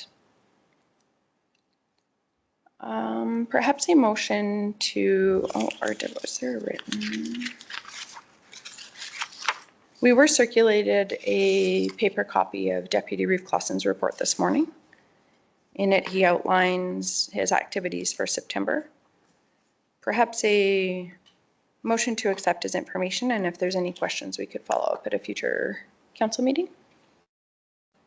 I will make a motion to accept Deputy Reeves' monthly report as presented, or as the paper copy on my desk. Perfect. Thank you, Councillor Eckert. Any questions or discussion on the motion? I'll call the question. Is there anything unusual in the report? I don't have a copy. Councillor Kester, administration just emailed a copy of, so we do have paper reports from Councillor Clausen and Councillor Lawerson, and administration just circulated them. Within it, I see Council, SEWA, MPC, and Alberta Care Conference, SEWA, and Drumheller Solid Waste. And Deputy Reeve Clausen will probably speak more to, I know there's been substantial work with SEWA, and administration will be bringing some information forward regarding the grant, ACP grant application further on in our agenda. So just watch your email. It'll take a minute for it to be scanned and to come through, but it should be there shortly. I'm looking for it. Perfect. Would you like us to wait, Councillor Kester? No, I think it'll be fine. If I see something, I'll bring it back, but I'm pretty sure it'll be okay. Perfect. Yeah, I think if anybody has any questions, it would be best to wait till Councillor Clausen is feeling better, and perhaps at our next council meeting, or even when we do reports at our November meeting. With that, I'll call the question. Thanks, everybody.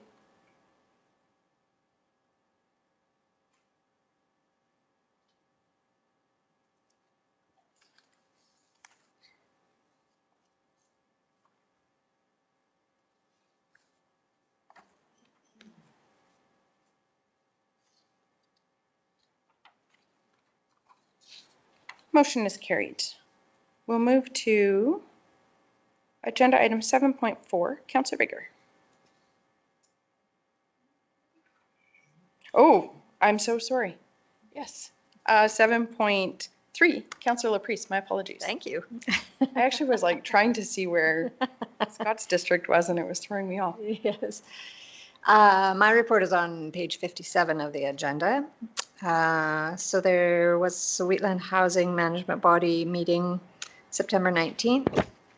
The roof has been reshingled. It's near completion. It possibly is completed today. At that time, it was very close and will be on budget.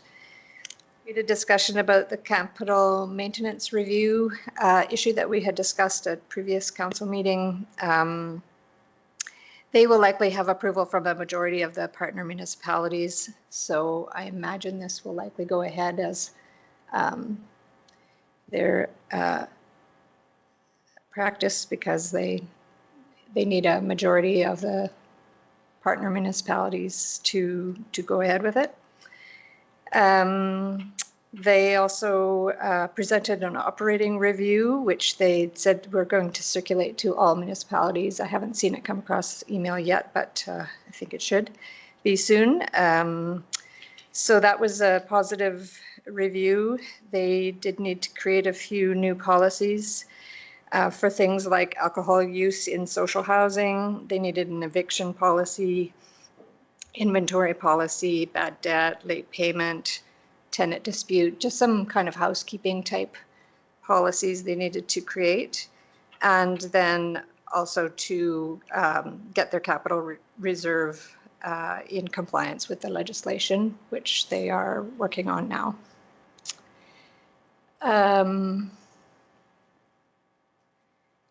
Yes, I forgot to put on my timesheet that I did participate in the meeting with the AGLC and RCMP for the Gleason Main Street issues that are going on. And yeah, I'm hopeful that there'll be some actions coming out of it. We'll see what progresses from that. I did speak on the Bow River elected officials call with MP Shields to bring some awareness to the Richardson ground squirrel issues resulting from the deregulation of strychnine.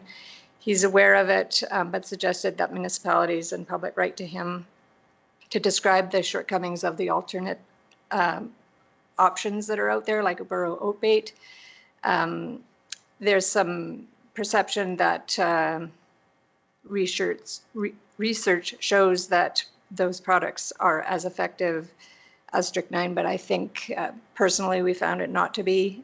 I think we need to let those powers that be know that in practical terms that it isn't showing up as being as effective, and they need to continue doing research to come up with something better. This is going to become a much larger problem if people aren't able to control year over year. It just gets worse and worse, and I can't imagine how terrible it will be without some new options. So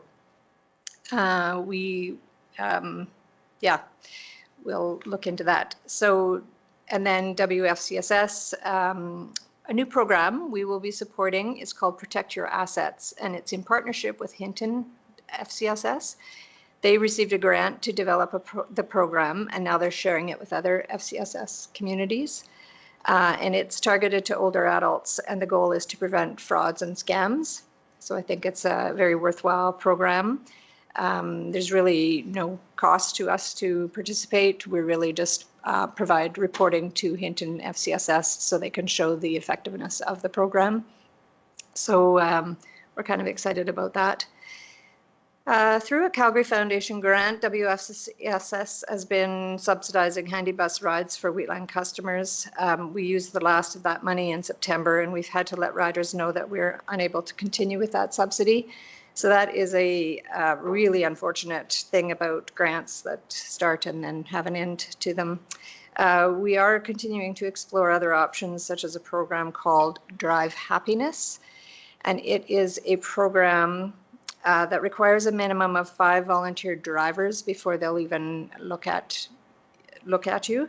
But then at that point, they would be volunteer drivers, but they would get their fuel costs reimbursed. So that would be a great program if we could get those volunteers in place.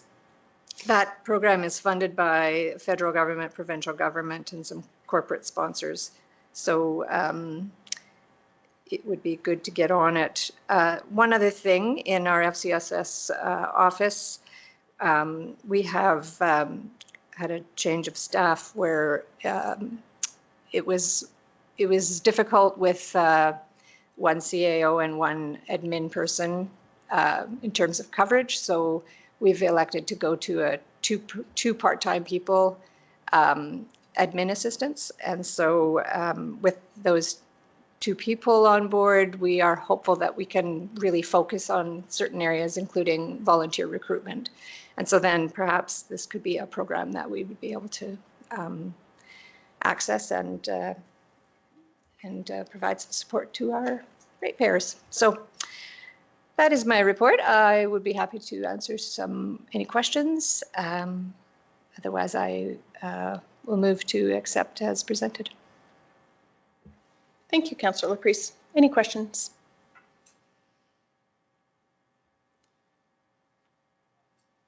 I do have a couple questions. Well, one question, one comment regarding the meeting with MP Shields. I think I shared with you as well. I had chatted with the Shadow Minister of Agriculture, John Barlow, and he had recommended that our ASB consider collecting some data, or if we have some data, sharing it with him and his office.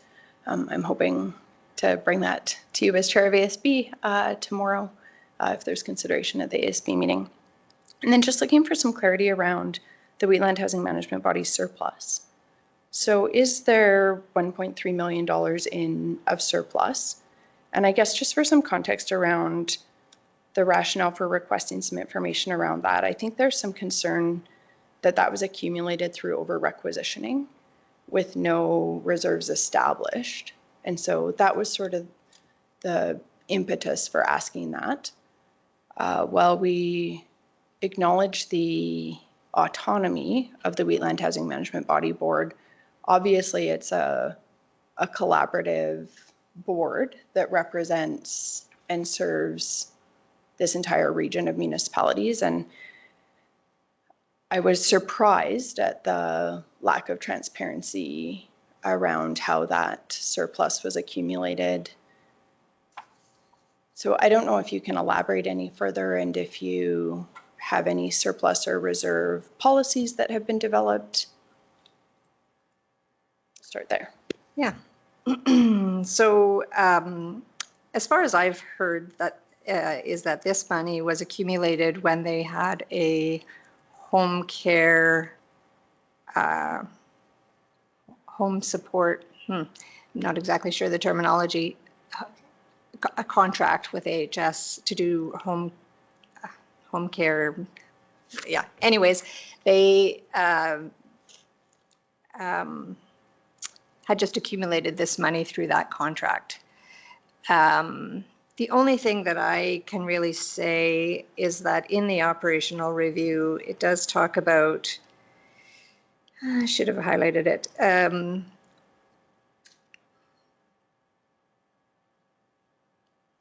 The question is, does the HMB have the correct balance in their restricted operating reserve fund?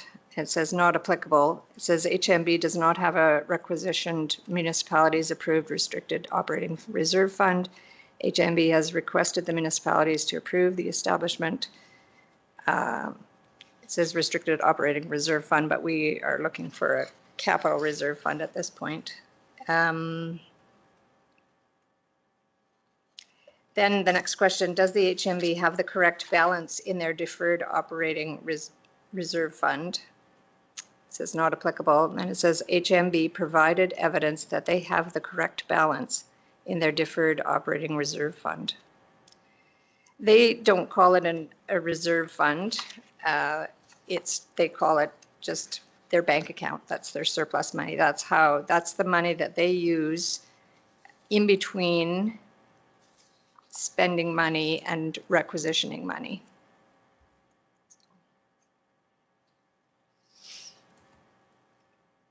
I don't know if that helps, but yeah, so I guess for clarity, is there $1.3 million in it currently? If you look at their, yes, that's exactly. Because I remember some urgency was presented to council regarding paying the bill for the roofing. Do you recall that? Yeah, and I had suggested that that's exactly what they could do. There was some pushback about the fact that this is an operating surplus and the roof would be a capital expense. So I believe they are planning to use the capital reserve money that they had requisitioned inappropriately and received from the municipalities in the previous 2 years. So that money will be spent on the roof, and then they will take the surplus from, or the remaining amount owing from this surplus money. And then they will requisition us for that at the next requisition timeframe.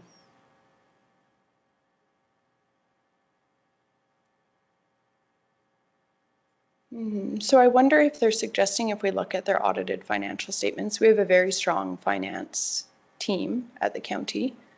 I wonder perhaps, recognizing we have a motion on the floor regarding your report, but if council might want to consider a motion directing our administration to review the audited financial reports for alignment with requisitioning legislation. We could leave it to, I guess we would need to determine a timeline. Say over the last 10 years, I think that's reasonable. I know we don't have our CAO, I think we have acting administration, but if that's arduous or not possible, administration could report back. So we could either make that motion today or we could wait for the letter to come and then it would be included in our package and we could move at that point, whichever, doesn't matter. I think if we do it proactively. I wouldn't mind administration just starting the review and then they can, tackle it as they have capacity to look at that. Mm-hmm. Any other questions or discussion on Councillor Laprise's report? We do have a motion to accept his information. I'll call that question and then perhaps we can contemplate another motion.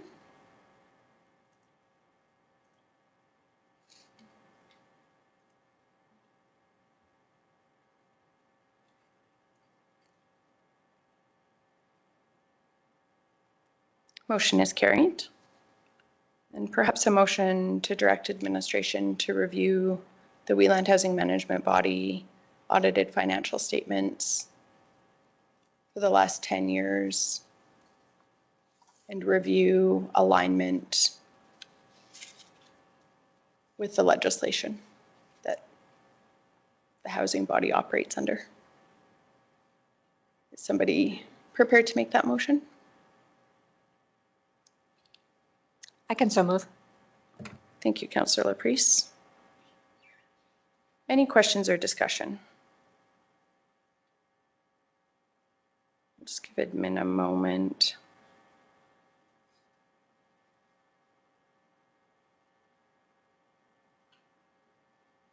Excuse me. Yes, please go ahead, Councillor Kuster.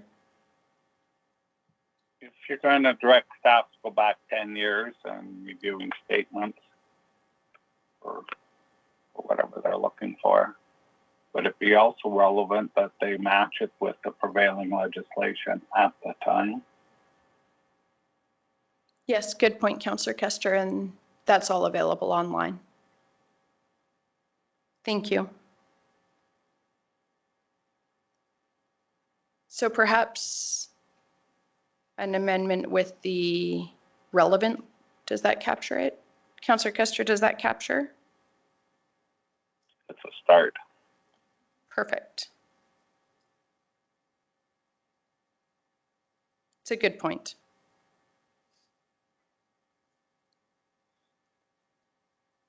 Any other questions or discussion? I'll call the question.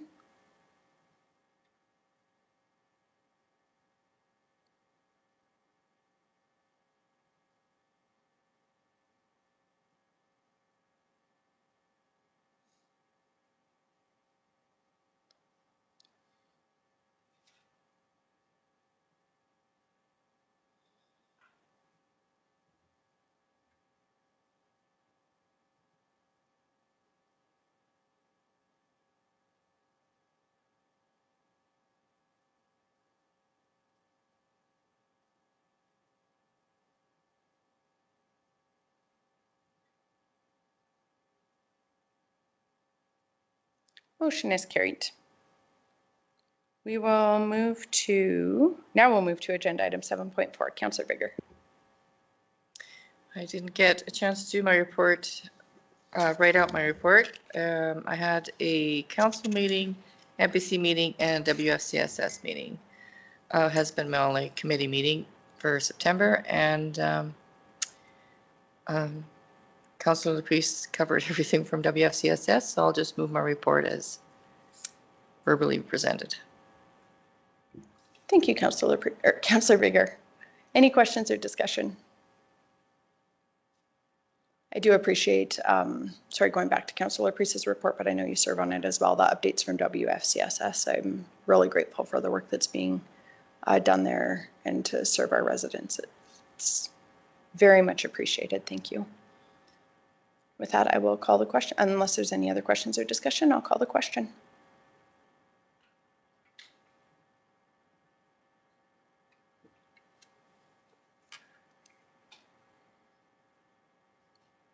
Motion is carried. We'll move to agenda item 7.5. My apologies for not submitting my report. On the 3rd of September, I was at a council meeting. 10th was an MPC meeting. I sat in, I attended a WADEMSA meeting on the 16th, and there was a council meeting on the 17th. I think everything has sort of been covered. So that being that, I will move my report as submitted. Thank you, Councillor Eichert. Any questions or discussion? Hearing none, I'll call the question.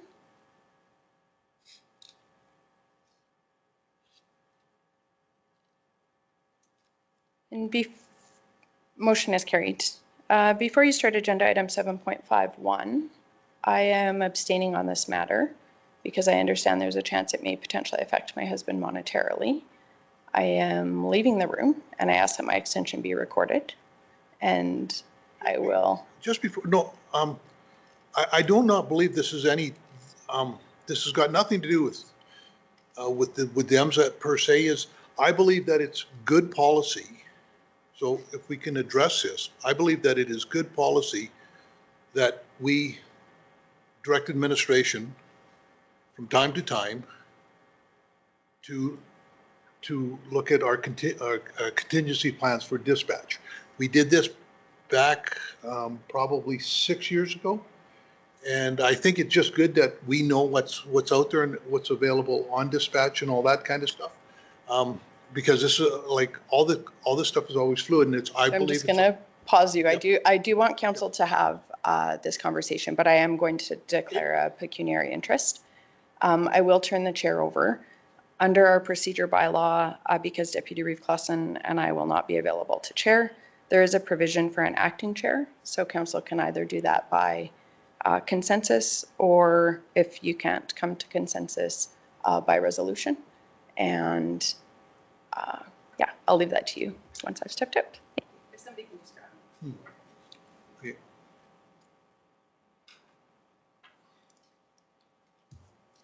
So we have to hold an election? You could just say, it has to be one of the three. Yeah. You could just say all of them. Okay, I'm not doing that. Okay, well, I brought it up. I'll chair this part of the meeting. How's that? Now, all it is we had a review of dispatch back when Judy Unsworth was our fire chief, or whatever we designate that, which I should know, but I don't. And I just think we should redo this, just in case for some unknown reason that we should know, administration should know what our options are and the cost of those options. It's always imperative for council to be good stewards of the ratepayers' money. So we should know what the options are available for dispatch for fire and 911, sorry. And that's the whole reason I brought this up, that just so that administration can go out there, and I know I'm aware of one other company that can handle dispatch. There might be other companies out there. I just think it's just wise that we and that's the only reason I bring this up, is just so that administration has the ability to direct, to give us information when it's needed. That's it. I'm not here to kick in over any hornet's nest or anything like that. It's just strictly a proactive thing that should be done, and I know it hasn't been done for better part of 6 years now. Through the chair, for clarification, you're asking for us to bring back a report with the options for contingency plan for dispatch, but not make choices so that council can then make a decision whether we update policies or have that contingency plan in place. Just make sure That is exactly right. thank you. So I will make that motion.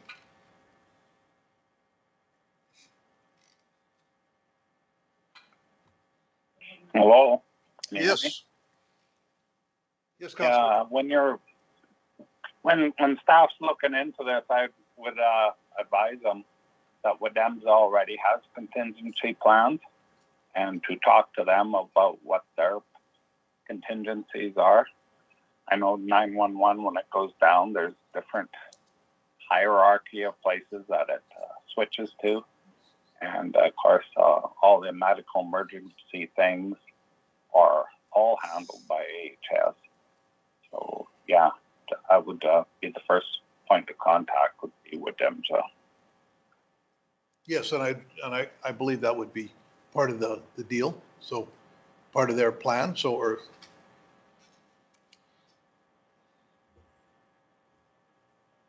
Yes, Brad. Sorry, I was just going to say as a note from administration, yeah, we'll just take that into advisement when doing that review. Perfect.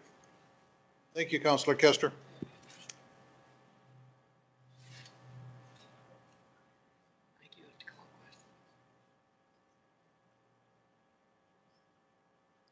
Okay, we have the motion in front of us. Any discussion?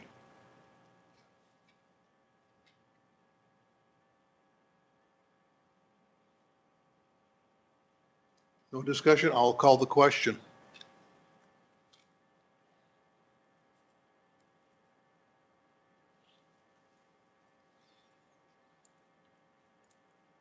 And that's carried. Get the reef back in here. I don't want to do this anymore.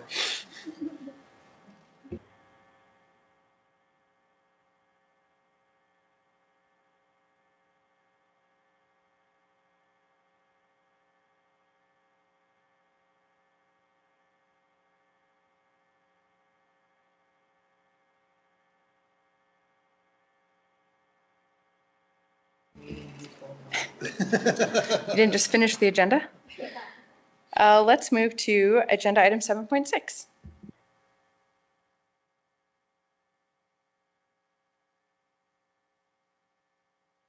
Councillor Kester, are you there?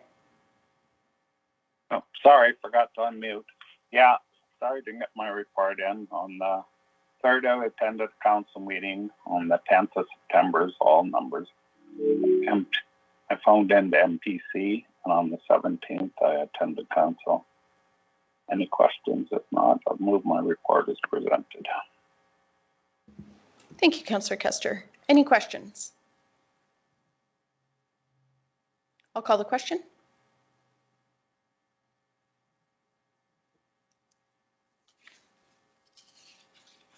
Motion is carried.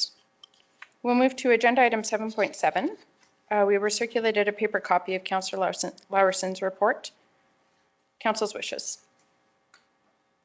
Again, we could accept for information, and if there's follow-up questions, we could engage Councillor Lawerson at our next council meeting or when we do reports in November. I'll move to approve Councillor Larson's report as information. Thank you, Councillor Bigger. Any questions or discussion? I'll call the question.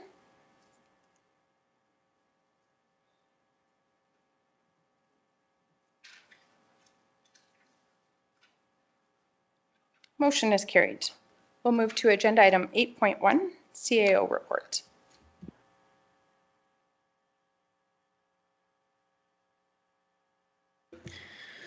Good morning, Council. As Brad Bullock presenting on behalf of CAO Henderson. The Chief Administrative Officer monthly report is located on page 69 of the agenda, and I am here along with the other GMs for any questions. Wonderful, thank you. Any questions regarding the report?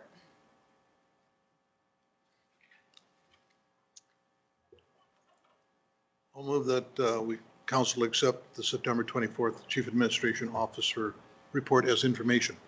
Thank you, Councillor Eichert. Any questions or discussion? I just want to commend the team for the unanticipated doubling rebate from WCB. I think that speaks to the safety record at the county and every single team member's commitment to safety of our staff. I know we've talked about this before, but at the end of the day, we want everybody to go home safely. And I think even though this is the monetary component of it, we've seen other elements with our WCB reporting, and very grateful for that record and that commitment. So thank you. If there's no other questions or discussion, I will call the question.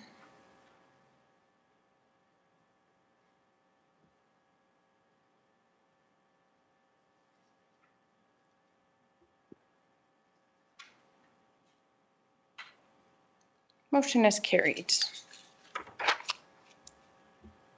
I believe there was a motion for the council resolution tracker as well. Council's wishes for that? I'll move that council accept the October 1, 2024 council resolution tracker as information. Thank you, Councillor Laprise. Any questions or discussion?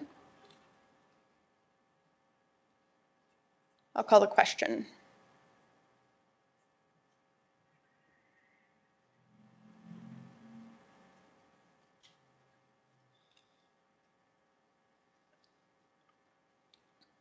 Motion is carried. We'll move to agenda item 8.12. Good morning, Council. Brad Bullock presenting again on behalf of CAO Henderson. This report is regarding the Drumheller Area Health Foundation membership responsibilities. On June 4th, 2024, Council made the motion that Council direct administration to bring an RFD back about the foundation and the responsibilities that the county has through our membership. Following that, Council did reach out to the foundation to gain some information. The foundation responded by sending the documents that are attached to the report. And one note at the bottom of this report is to note that council is not obligated to appoint a council member as representative to the foundation's board. And then the attachments do have various documents, including the bylaws of the foundation. And we're here for any questions that we might be able to provide answers to. Thank you. Any questions regarding the report?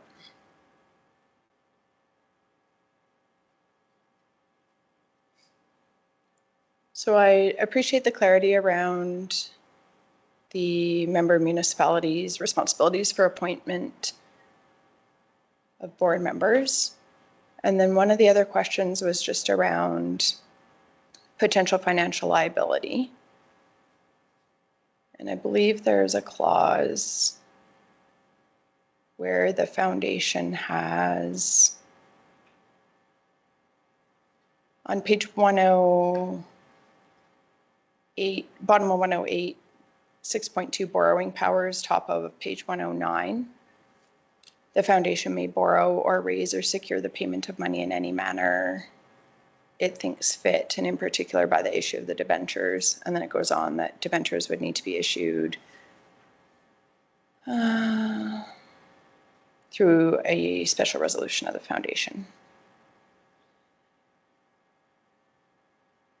I'm not overly concerned about the Drumheller Area Health Foundation's financial health. They do a phenomenal job fundraising. I guess what I'm just aware of and highlighting is that membership in this society could potentially create a liability if they were to exercise their borrowing authority. And I'm just wondering about potentially, I did speak with one of the board members from Starland County, who's very active on the foundation, and indicated that they may be open to discussions around strengthening bylaws or that type of thing.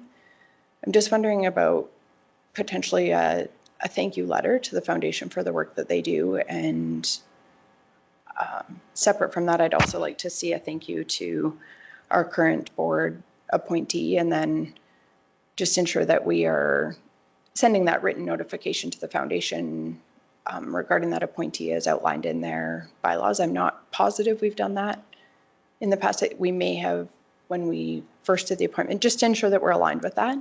But then also just in that thank you letter, also just asking about that borrowing authority and seeing if that could be changed so that that would also be by a special resolution of the foundation, which would mean each of the members would need to vote, not just the membership at large.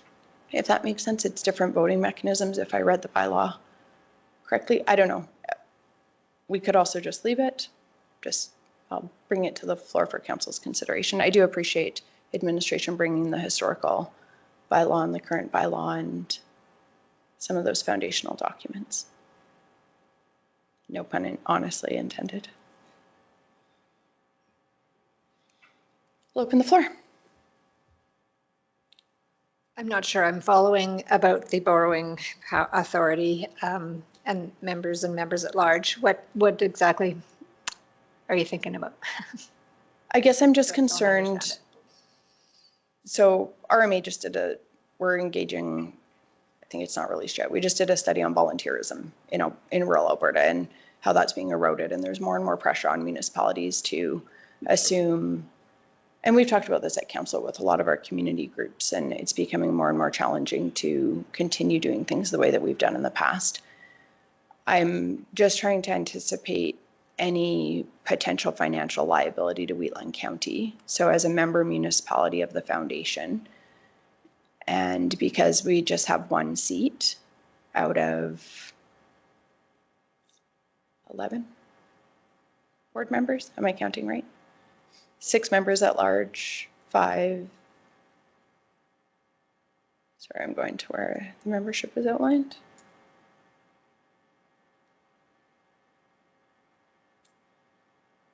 Yeah, 11 board members.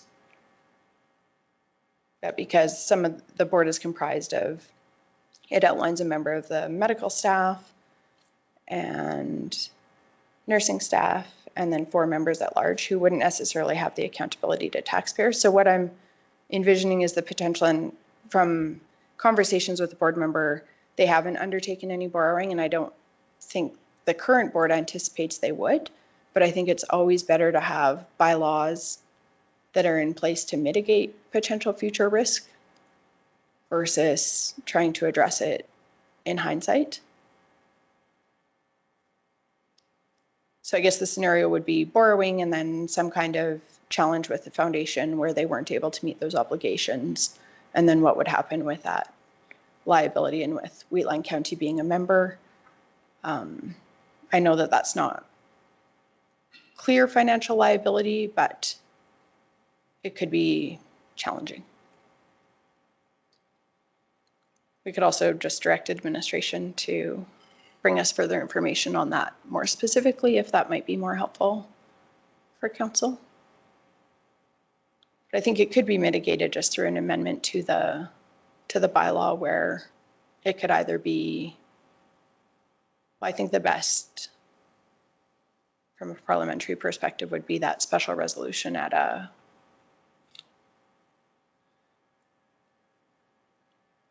meeting, because then you have the members voting, if I'm reading it correctly. Yeah, I understand where you're coming from. But I think that foundation society, there's nothing in that act that allows them to take to vote on taxpayer dollars. But it would be good to be more clear. Yeah.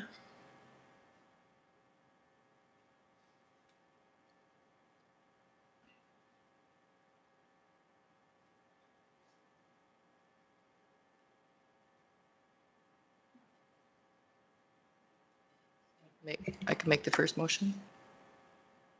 To accept for information, or? Yeah. Okay. That council accept the Drumheller Area Health Foundation membership responsibilities report as information. Thank you, Councillor Bigger. Any questions or discussion? I'll call the question.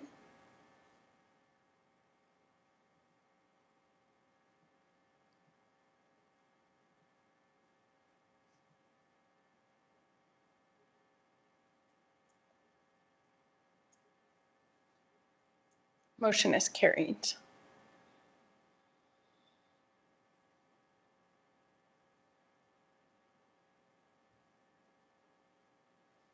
Sorry, I'm just checking the special meetings of the board, how that works.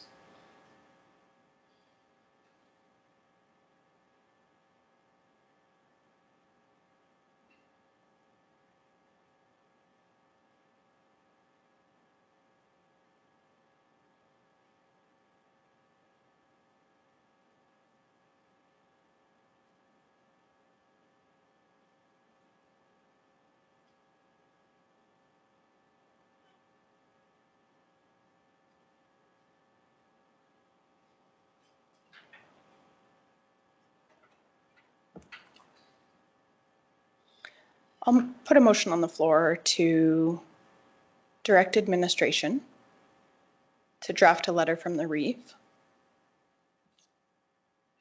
thanking the Drumheller Area Health Foundation for the work they do and the impact that they have in our region, and asking for consideration of the borrowing powers of the board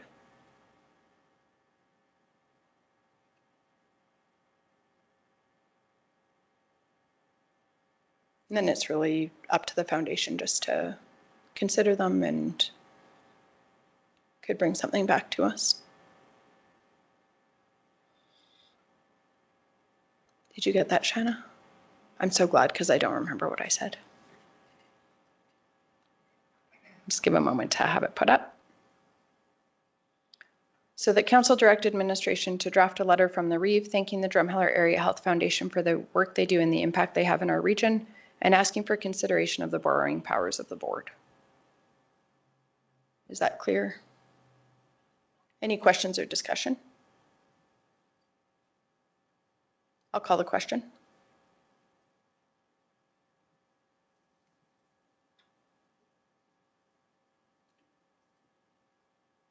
Motion is carried.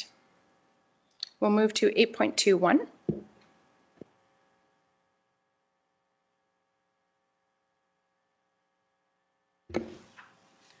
Good morning, Council. Corey Adamson from Administration here to present the Corporate and Financial Services Report for September. And that's found on page 114 of the agenda. Just go there myself. Just a couple of things to highlight. One of those is that we are, administration has supported the first round of budget, and so Financial Services is reviewing the 2025 budget as we speak. And so we are looking forward to that coming up soon. And the only other thing I wanted to point out, this is just on page 116, we have a chart here. So we have a whole bunch of forms and workflow automation that we're taking care of. 69 forms are currently being scoped, so a lot of work is being done by staff. There's actually over 100 forms in the hopper. So there's quite a bit of work being done there. And I just wanted to highlight that. We're really excited. Probably highlight that more as time goes on. Yeah, and that pretty much concludes the highlights I have there. I'm here for any questions that you might have. Great, thank you. Any questions regarding the report? I'll move that council accepts the Corporate and Financial Services Report to council for September 2024 as information. Thank you, Councillor Priest. Any questions or discussion? Just to thank you for the steering committee that's working on the digital transformation. I know that's a huge undertaking and it is appreciated.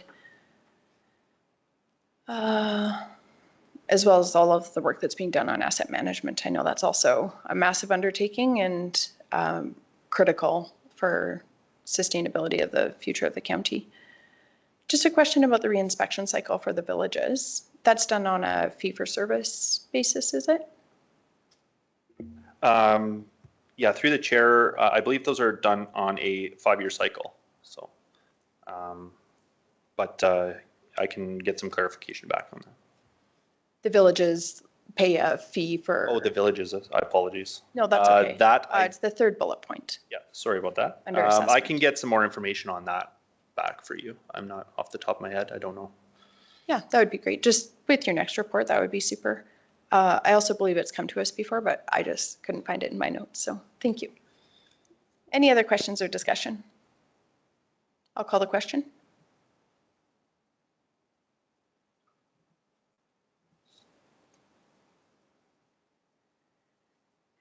Motion is carried. We'll move to agenda item 8.22.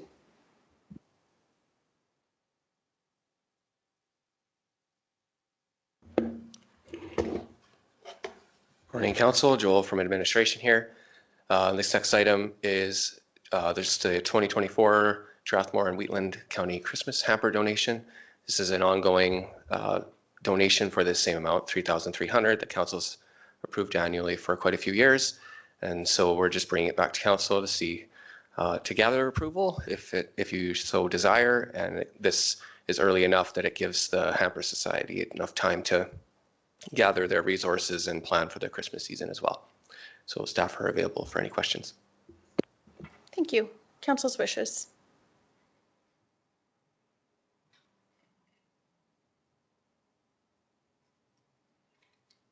I guess I'm wondering if we all know how much inflation has affected everybody and the price of groceries, if this amount hasn't been looked at for quite a while, it should be reviewed, just. I do feel like it's been static since I've been on council. So, I guess I don't know what the process would be to possibly, I don't want to hold it up, but I don't know what number to just throw out there either. But if inflation has gone up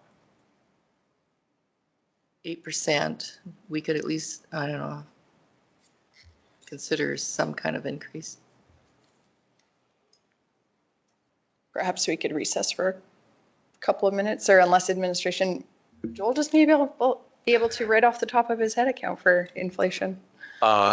So just for some more clarification for council's decision, when we went back, it's at least 2019 that we see this same dollar value. And then, so if you factored in even 2% annually over, say, a 4-year period, and then of course that last couple years inflation has been substantial, you could even just say at least 10% would be not unreasonable, but of course it's council's decision to make that decision. I would say that our current envelope of donations in terms of a budget perspective does have capacity for kind of that range within it in the current operating budget as well. Would we have room to go to like a $5,000 donation? In the current year, that's certainly, there's room for that kind of capacity. I would also perhaps council maybe recommend on what they prefer to do going forward, or if that's just a one-time decision or an index. It'd just be good for administration to know on what to, especially with us being in the budget process, of what to account for going forward as well.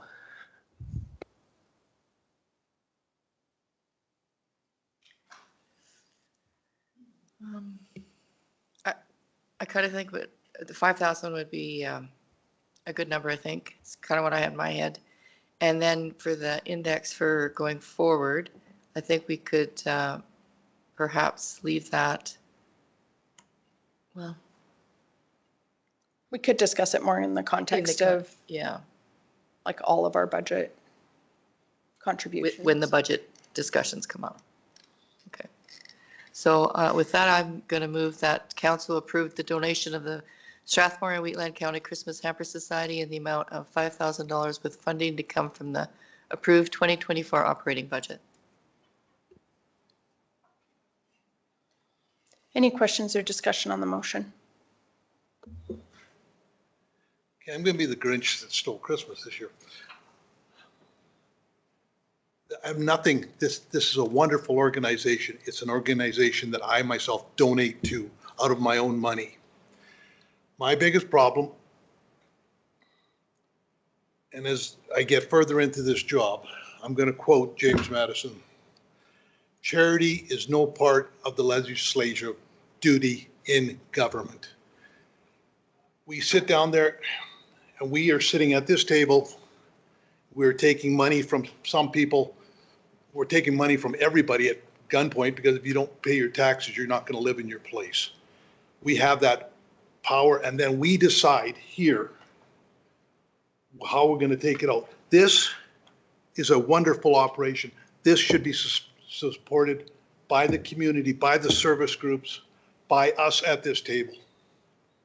And as we continue doing this, you cannot cut taxes. You cannot give our ratepayers, who are massively overtaxed on society as general. You cannot, I mean, it's a wonderful thing, but politics isn't wonderful. Like infrastructure, roads and that kind of stuff, that's what we do. The rest of this stuff is supposed to be done by our ratepayers. And so I will be voting against this. Nothing to do with the comp. It is the thought. So that's it. I agree. But I do think that I think that we should support the motion this year and maybe let them know that we may not continue with it so that they can do something else. I think that leaving them in the lurch at the last minute would be tricky. So I would rather support the motion and then communicate to them that we as a council feel that this isn't an appropriate use of taxpayer money.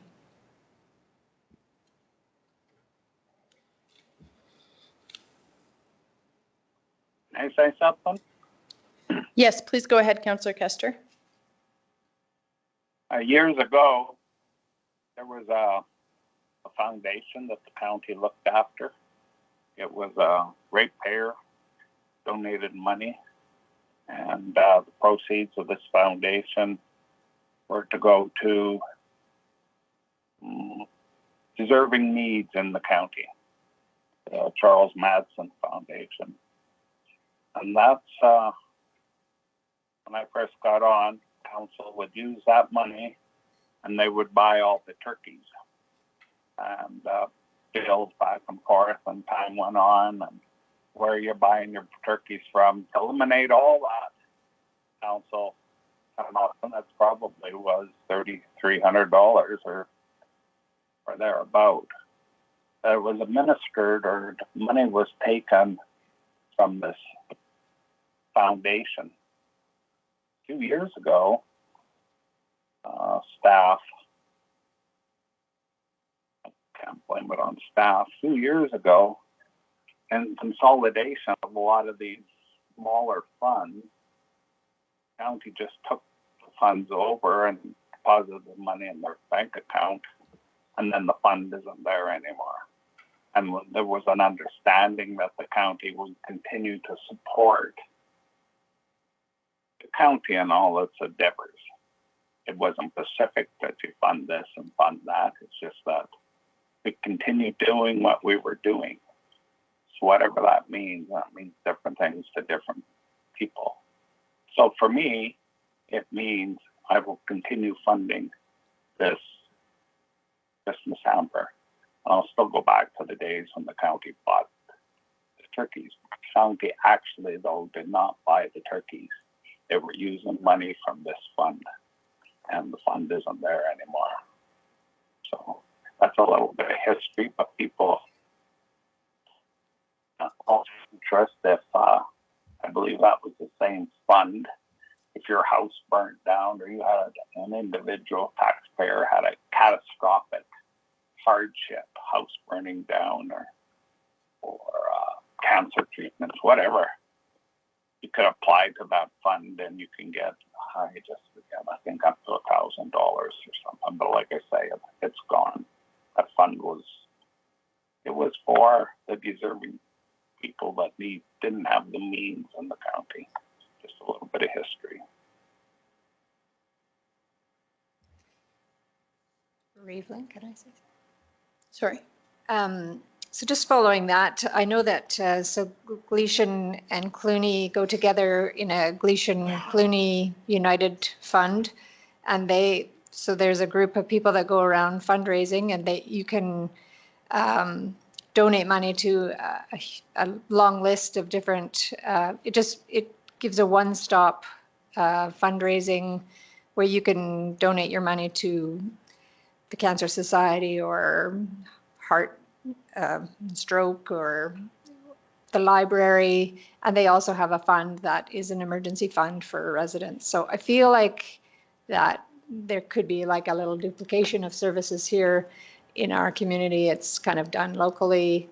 So yeah, I'm not sure that the role of council is to provide funds for that kind of scenario, but just as an awareness that is something that is done in some communities, I guess. Yeah, I think it's really good discussion, and I don't disagree with you either, Councillor Eckert. I know we've had this discussion before. My preference is for individuals or corporations to support civil society agencies that are doing this incredible work in our community. I would echo Councillor Laprice's comments around timing. So we did approve this in our budget. I would be concerned that just with the timing, with it being October and the hamper season approaching quickly. I'm also cognizant that I believe we've seen fairly substantial corporate gifts, support of different entities. And I wonder if there's a discussion to be had about if there, and my rationale for shifting it directly to taxpayers is that there are incentives that other orders of government have put in place for giving, where there are tax incentives for donations that aren't realized if we tax for the donation and then we make that donation. Is everybody tracking? Whereas if an individual or a corporation is choosing to support these civil society entities, then they're getting that benefit through our tax structure, which offsets some of the cost. Whereas if we're doing it through taxation, you lose that. I would be supportive of this motion because of the timing and because it was in our budget, but I would fully support a more fulsome discussion as was introduced during the report just prior to this. We're entering very close to starting our budget discussions for budgeting for next year, and then to dive into this and have some broader conversations about how we fund these things, or how these societies are funded, and whether that is something our ratepayers support. Maybe we do some engagement on it. Maybe it's something they do support. I guess the benefit to the societies is knowing they have some consistent funding, whereas fundraising comes with some degree of uncertainty for the societies. But it's definitely part of a broader conversation, and I appreciate the discussion. I do think we have to be cognizant of every dollar that we spend, for sure. Any other questions or discussion?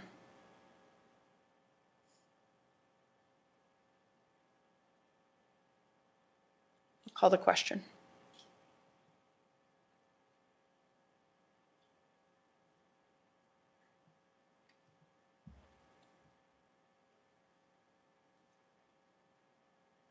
Motion is carried.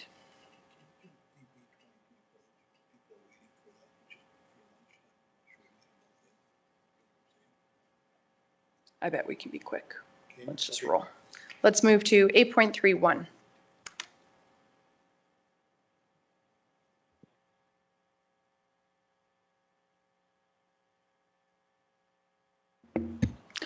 Good morning, Council. Sherry Bears with Community Development Services to present the 2024 September Department Report.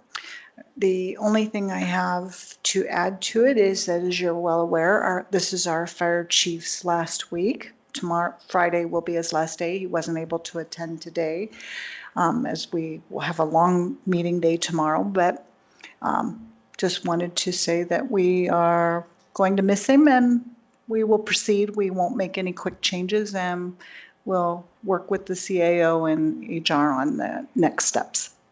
That concludes my presentation. Thank you. Any questions or discussion? The September 2024 Community and Development Services Report as information. Thank you, Councillor Eichert. And on behalf of Council, please pass along our thanks to Chief Borgon and our well wishes. It's a bittersweet time when somebody has an opportunity arise and is moving on, but we're very grateful for his service and what he has done with our fire service. So thank you. I'll call the question.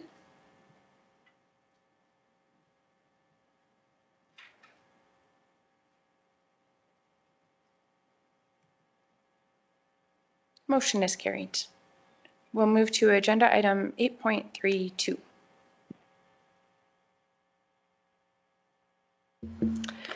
Good morning, everyone. I'm Suzanne Hayes, Development Officer with Wheatland County. This application begins on page 131 of the agenda package. It is DP 2024-071 for the expansion of a dog kennel and a pet crematorium. The location plan is on page 139. It is located approximately 4.8 kilometers southwest of Strathmore on the northwest corner of Township Road 240 and Range Road 260. On the same page, we have the circulation map. We circulated to landowners within 1 mile. We had one response in opposition, which is attached to the report. Agency circulation was not performed. Our internal circulation, we had from fire services a comment that prior to operating, a fire inspection is required.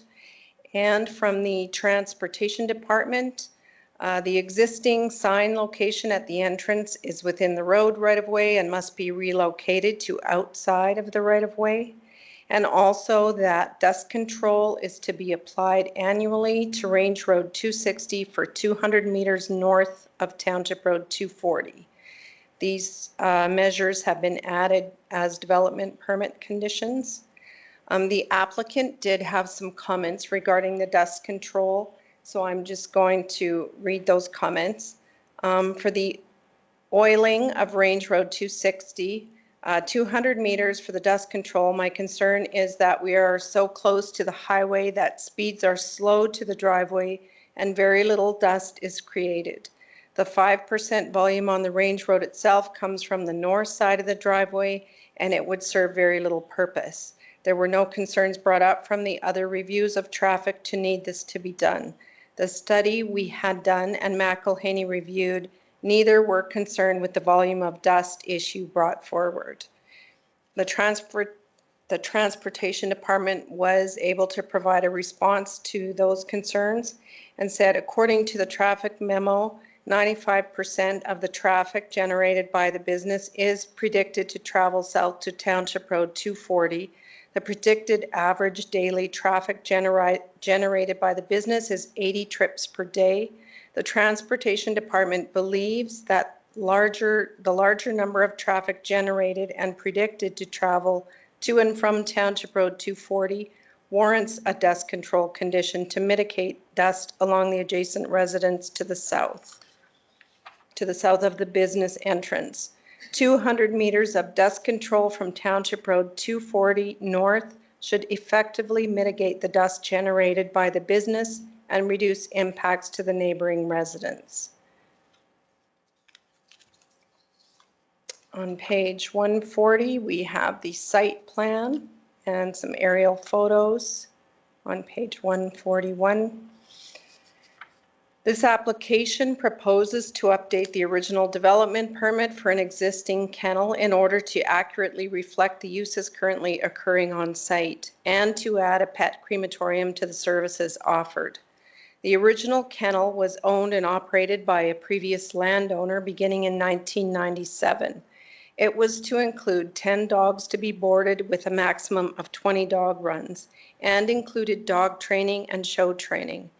The kennel uses subsequently evolved and expanded beyond the original permit details. The current owners purchased the property and business in 2017. Currently, the facility offers cat and dog boarding, daycare, grooming, dog training, and retail sales of pet supplies. There is also a private off-leash area that clients may rent and use to train and exercise their dogs.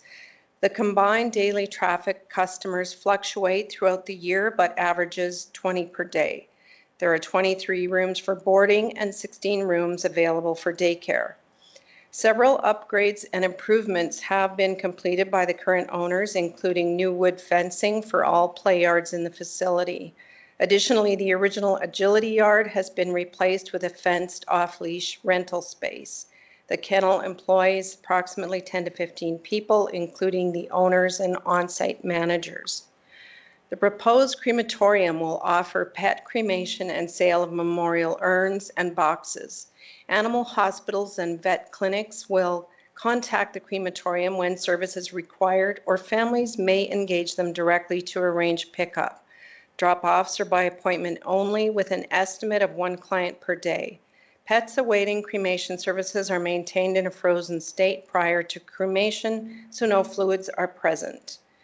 The incinerator does not emit any smoke, and no material remains following the cremation process. There are no material remains following the cremation process. It will be operated by trained owners and staff only. The incinerator is enclosed in an 18 by 24 metal building on a 40 by 40 concrete pad. All cremated remains are returned to the pet owner. It is estimated the crematorium will employ 1 to 3 employees, including the owners. Potential traffic impacts have been discussed in the technical review section of this report on page 136. The highlights are the levels of service and capacity analysis indicated that under the existing 2024 traffic conditions, the intersection of Township Road 240 and Range Road 260 is currently operating at acceptable levels with ample capacities. Post-development, the intersection would continue to operate at acceptable levels of service. Expansion of the development will have some impact on the traffic operations of the road network. However, the impact would not reach a level that would negatively impact nearby roadways or intersections. On page 131, we have staff's recommendation, and that is that council approve TP 2024-071 for a kennel and pet crematorium subject to the 16 conditions. In the recommendation, staff considered that the proposal aligns with the MDP and LUB requirements. The original kennel permit will be updated to reflect the uses and intensity of current operations. Impacts to adjacent landowners and motorists have been addressed by conditions requiring dust control and signage from the road right-of-way. The applicant had indicated they have further concerns with the proposed dust control condition, and a response has been provided by the County Transportation Department. I have copies available for council, and I can also read the document as well. And additionally, the applicant has provided responses to the concerns raised by the surrounding landowner, and I do have that. I can bring these all up on the screen, and I have paper copies if anybody would like them.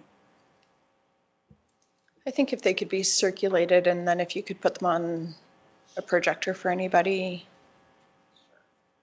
online.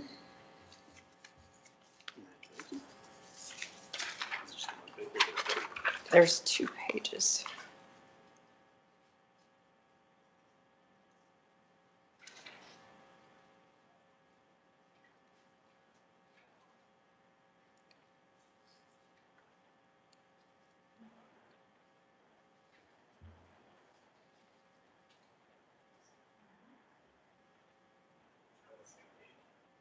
What?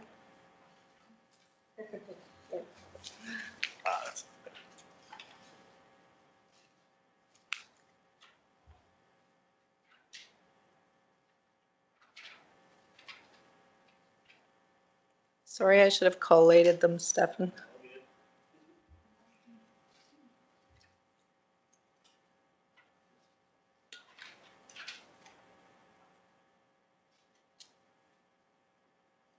Thank you.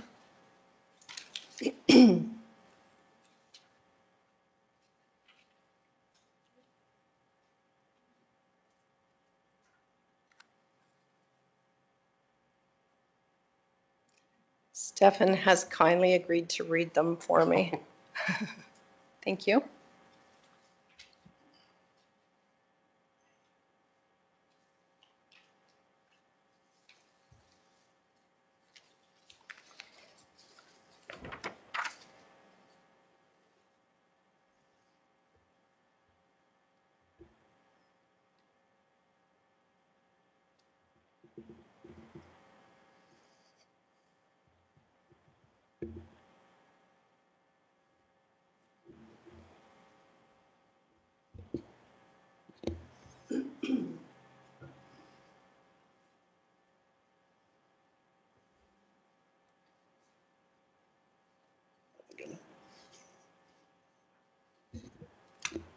Councillor Kester, are you able to see the screen on Teams? Check on Teams. I'm sorry? No, I'm not signed up to Teams. I just got where I can vote on. Okay, so perhaps if we could Typically, I read, can't hear. I think the applicant concerns.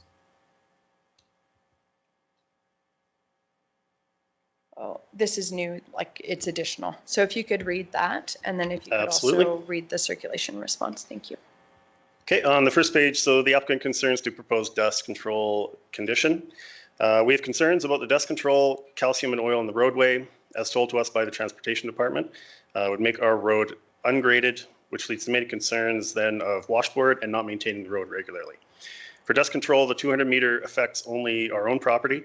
Our neighbors access the street or across the street don't care either way, and the speed of 30 to 45 kilometers speed does not create much dust from the highway to our driveway when our clients are coming and going. So after looking into the transportation maintenance we lose, I don't think putting down dust control is beneficial versus losing road safety. We have trees to block any dust, and the farmer's machinery multiple times a year dust us out, or the speeding neighbors that fly by, but not in the space from the highway to our driveway. We were told they don't grade the road after treatment, so that is a major concern for the washboard and approach traction on the road. And the Transportation Department response, the speed on the roadway is 80K, not 30 to 45. They've commented the neighbor doesn't care about the dust, but have not supplied any evidence to back that up. Dust control usually reduces the amount of washboarding that occurs, so it does not require blading as frequently. We still blade the dust control if it becomes washboard, as per the conditions of the dust control application and the dust control policy. So just that one, and then we're doing this other one as well? Yes. Okay. Where's that? Okay, is it on a different thing? Yeah.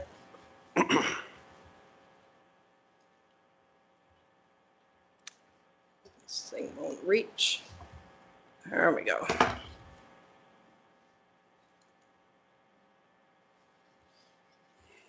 Okay, and the next page is circulation response SHOF.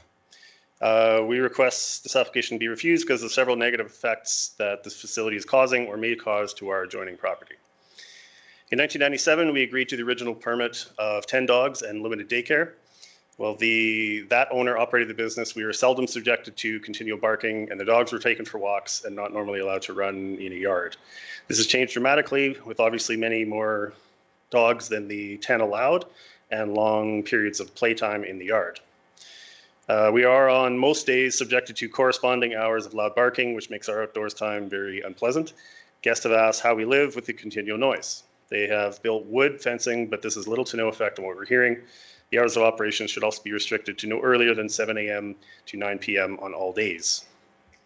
So the applicant response to this is that they can adjust their processes for activity to stay indoors until at least 7 a.m. Their open time weekdays at 6 a.m. reflects the demand for EMT nurses and other first responders we implemented during COVID to help with their schedules for drop-off and to get to work on 10 to 12 hours. So we can wait to do outdoor activities until 7. To be able to accommodate for the travel of working class schedules, we allow for drop-off. Please try to consider in the city limits of Calgary drop-off for daycare starting at 5 a.m. in Calgary. So we're definitely not going in that direction by any means. The next comment is, I'll go down. We're also very concerned, this is back to the letter, also very concerned about the high level of water usage for flushing the kennels to keep them clean. Together with requested abattoir across the road for them, the usage and potential contamination of our wells and stock ponds seems very possible. There are 10 to 11 water wells within a half mile, supplying drinking water as well as stock watering. Some of our wells are not high flowing, but sufficient for all household and current livestock needs. Additional demand from this aquifer is likely to cause expensive outcomes for the neighbors. And then the applicant's response is that water usage would be tough to get a reading as we don't have a comparison to go off from the original permit versus what we use. On a daily basis, 2 loads of laundry, 2 mop buckets daily. Grooming is only 1 to 4 dogs a day bathing. So the equivalent of a 3-gallon bucket per dog, as we have specialized grooming spray boxes that use soap and rinses with a water saver nozzle. Water buckets for drinking are filled when a room is used, and are 8-quart buckets in the 23 rooms, and then daycare are small feeding dish sizes, all based on when busy. Oh, did I miss some on the No, other part? that's right. That's right. Yeah, that's Some days we have 13 dogs overnight and it's quiet like today. Some days we have 20 dogs check in and spend a week plus some daycare dogs. All our cleaning agents are environmentally and contact friendly, and water usage from kennel goes to the septic tank under the building and is pumped out by a truck when needed, and they take it to a facility. Our house and mobile have septic tanks to fields. Normal household usages would apply. Side note, the pig farm that existed here prior to the kennel would have used more water than us cleaning the barn. And what was this part? Oh, that was, Is that from the it letter? was an additional, yeah, from the letter. Oh, Yeah. and then sorry, from the letter, there was an additional part. Having an addition of a pet crematorium a little more than a quarter mile from their house, barking dogs, and perhaps poor water supply would be very detrimental to our property values. We'd request the original permit rules be applied and not expanded. Thank you for reading those. We appreciate it. So we do have representation from the Transportation Department here, should council require that. Also, I have amended the conditions slightly to include the new hours of operation, not starting at 7 a.m., or not starting at 6, but change to 7 a.m. And that concludes my presentation. Please let me know if you have questions. So just for clarity, the change to 7 a.m. is your recommendation for the draft condition? That is correct. So for further clarity, does that mean, so people could drop their dogs off at 6 a.m. but not be outside until 7, after 7? That is correct.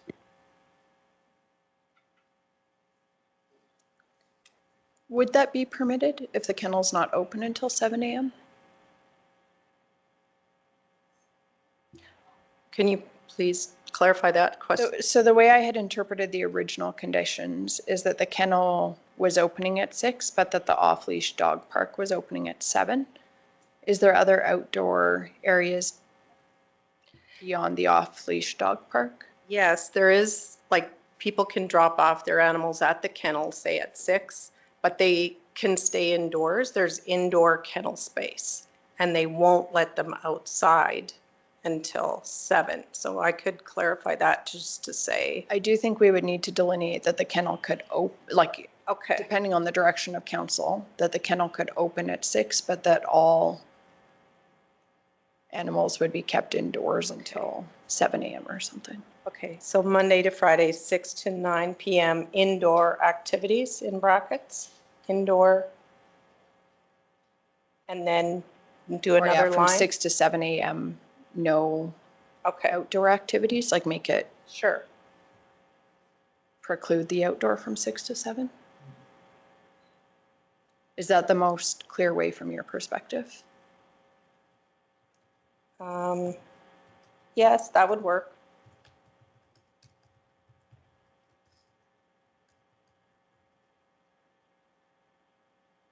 Does that work for, is that clear for everybody? From 6 a.m. to 7 a.m., no outdoor activities are permitted. Yeah, I think that works. So Councillor Kester, what has been amended is in the recommendations.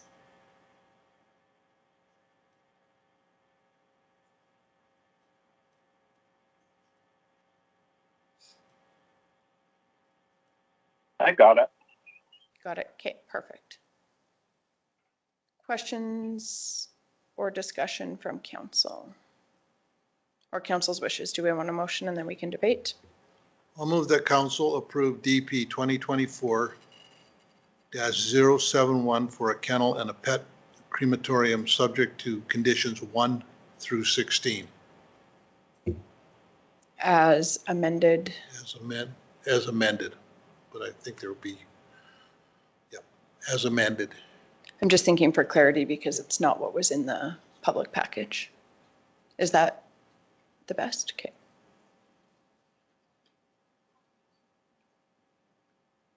Any questions or discussion? Just a question, can we make a suggestion to the owners that anybody that's dropping off animals come in via 240? because that would eliminate an awful lot of dust for the for the people that are complaining about it, because they are to the north of them. So if they came in on 240, then they'd come in via the south, which is the shortest amount of gravel. But I don't know if we can make that a recommendation, like if they were to put literature out there and say access via road, by Township Road 240, I think that solves a lot of problems. We do for gravel pits and stuff have a haul route, so we have put that as a condition. I don't know if I've ever seen one for a traffic route for like a business like this. Do you guys think? It would just only be a suggestion. I could put it as a note on the bottom of the permit that the applicant is to advise all customers coming and going to use Township Road 240.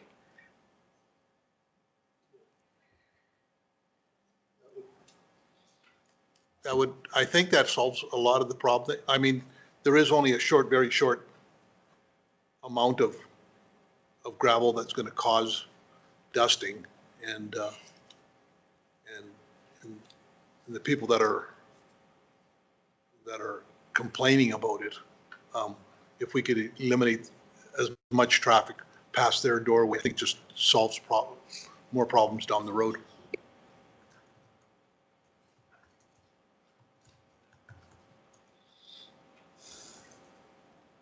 You're just looking for a recommendation, not a condition? Yeah, just a Okay.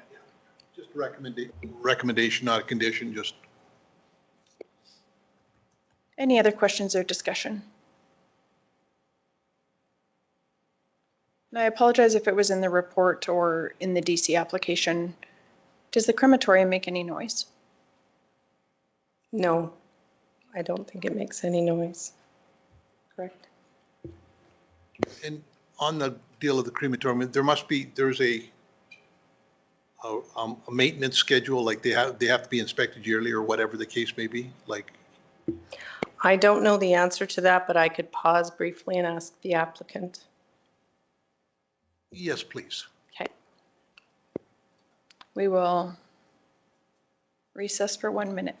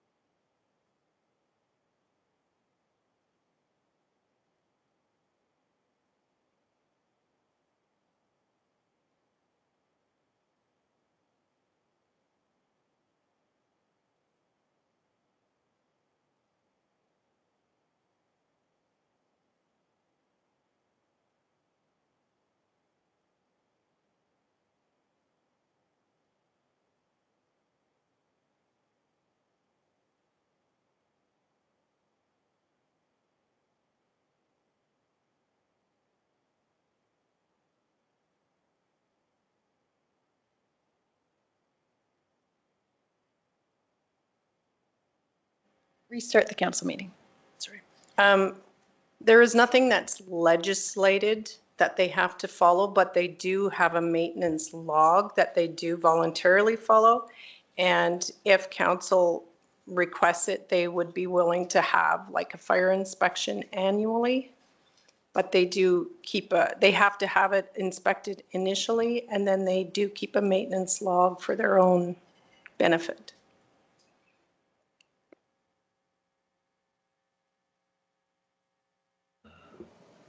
I'm at the will of council on this one. It's the fact that what's more regulations. It would be nice. I think it might set people's neighbors maybe more at ease with the decision if they know there's going to be a decision, but then it's also, if the, like, there again, if it's suggested, to have a fire inspection yearly, I would, whereupon, I'm opposed to making it the 17th condition. But I'm at the will of council here. It's, I know the people, I trust that they will do their own maintenance because it makes more sense that this thing is operating at optimum efficiency. But it might make sense to put a 17th condition in there to have a yearly fire inspection. Councillor Laprise. I might be wrong, but I thought I recalled back when we did the redesignation that there was some authority that they operate under that requires, maybe it's not that, but it does require some reporting or There is an authority they mentioned called CANA that they operate under, but it's not like a legislated requirement for the maintenance. There is condition number 5 regarding a fire inspection. I could move it down to, so it's done in perpetuity, and we could say that it would be annual. Do we have other developments that require annual fire inspections that are? No, we don't.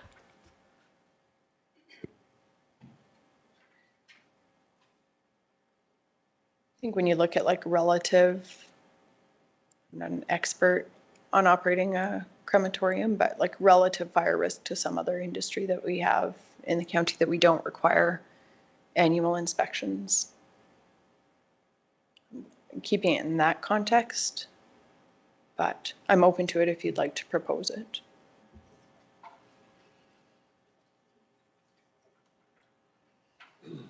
I am good with the way it is right now. I just don't know how council feels about it.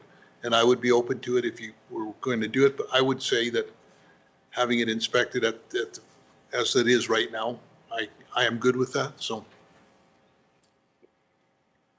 I'm good with the way it is now. I think the bigger issue is the noise problem with just the kennel part of it. That's a lot of dogs barking. I could see how as a neighbor that would be extremely irritating, but I guess we do have to depend on our noise bylaw to try to, as a last resort for the neighbor if they are so inconvenienced by it.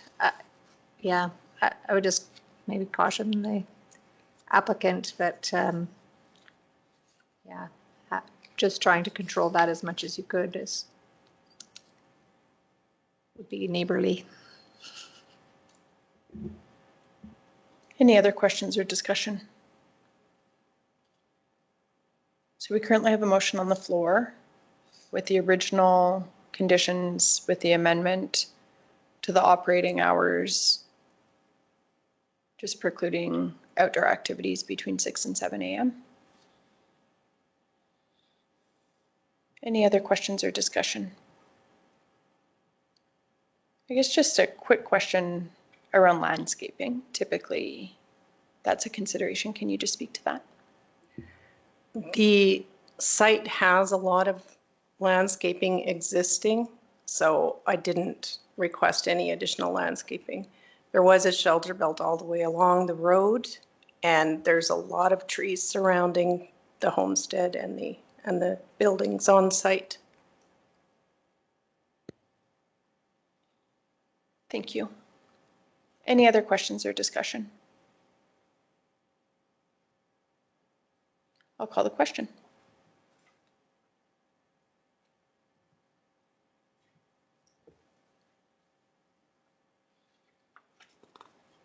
Motion is carried. Let's recess. Is everybody good if we reconvene at 1 p.m.? Yep. Perfect, thank you. Good afternoon. We'll call the meeting back to order. We're going to move to agenda item 8.33.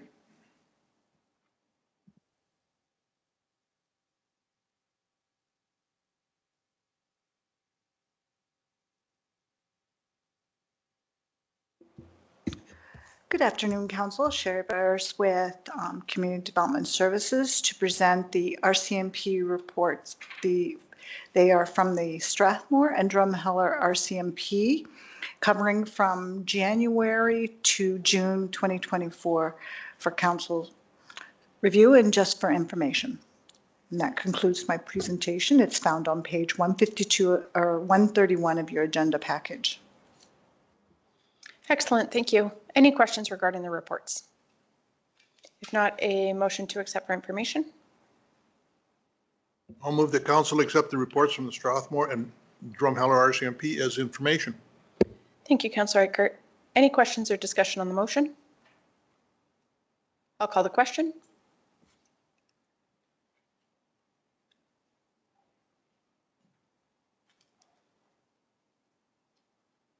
Motion is carried. We'll move to agenda item 8.41. Good afternoon, Council. Brad Bullock presenting the September 2024 Transportation and Agriculture Department report. Let's go through a few of the items that are highlighted on the first couple of pages. Just in regards to the Goldfinch Raw Water Supply Project, that project has progressed beyond 60%. In fact, we did recently receive the 99% design drawings.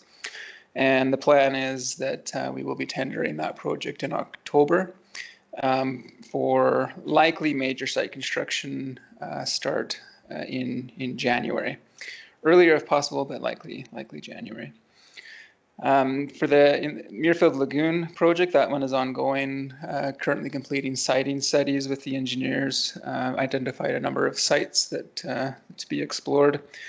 Some of those proposed sites, preliminarily anyway, are located in Rocky View County, and so administration has spoken with RVSC about that and planned a ICC meeting, thank you, get that acronym correct. That meeting is scheduled for October 21st, just to discuss some of the details on that with Rocky View County. The Nameka Road project, just a quick correction in the report. It was written a couple weeks ago.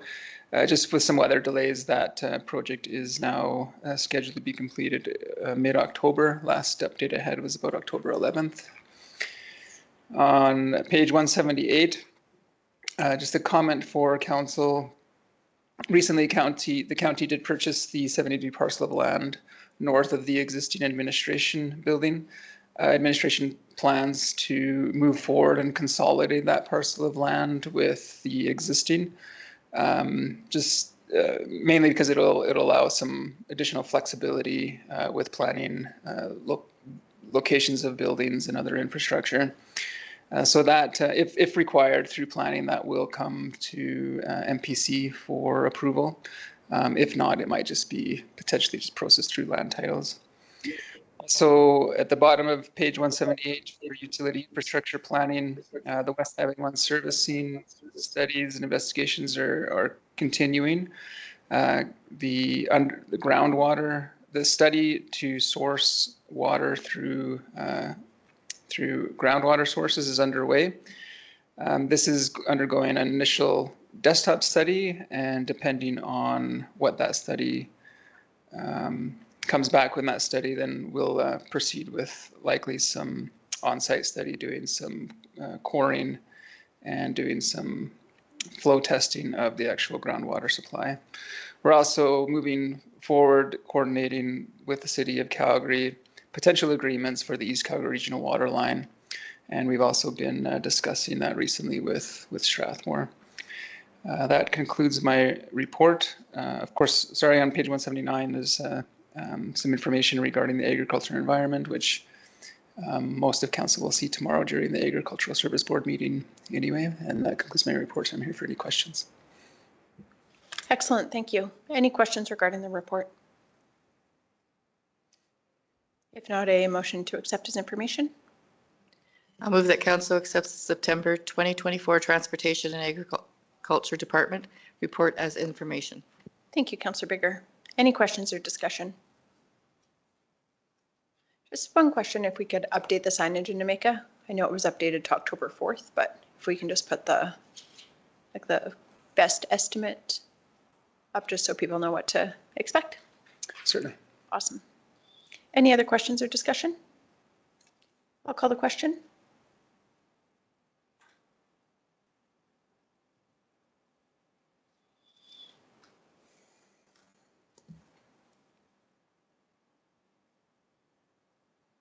Motion is carried. Let's move to 9.1. We had a letter circulated from Staff Sergeant Harms regarding a potential meeting at the RMA conference. Yes, this is a correspondence that administration received, I believe last Friday, just a request to see if council wanted to meet with the RCMP during the RMA conference. Of course, if council would like to do that, we could just pass a resolution for that, and then administration can communicate that back. What's council's wishes? Do we want to make a request to meet with our CMP? Thank you. Do we have any additional or new issues or concerns we would like to bring up? Does administration have any issues that have been identified that we should discuss with our CMP? Thank you, Madam Chair. Just a question in my meetings with Staff Sergeant Wheelgosh, beginning to talk about the police funding model. I don't know if that's a proper way to go with K Division or if that's more for public safety emergency services, but just with the continued development and growth in this area, how K Division / PSES are starting to look at how they're going to complement and increase, hopefully, the rural complement of RCMP for this area. That was one topic of conversation. But yeah, it's definitely going to come to a head here one of these days, is that funding model and how they plan on handling it for our area. And if you can just remind me, just because you probably know better than I do, we've had reporting that was, I'm trying to think which detachment. Did Bicyker have an additional member added? We had some correspondence. I believe Strathmore was allocated another position last year. Or was it, might have been even 2 years ago. It's been a while since they've done any more for allocations or anything like that. Yeah, and I know RCMP, so with another hat on, when we've met with RCMP, they have committed to increased communication with municipalities for municipal specific reporting on outcomes from the increased police funding that municipalities are providing.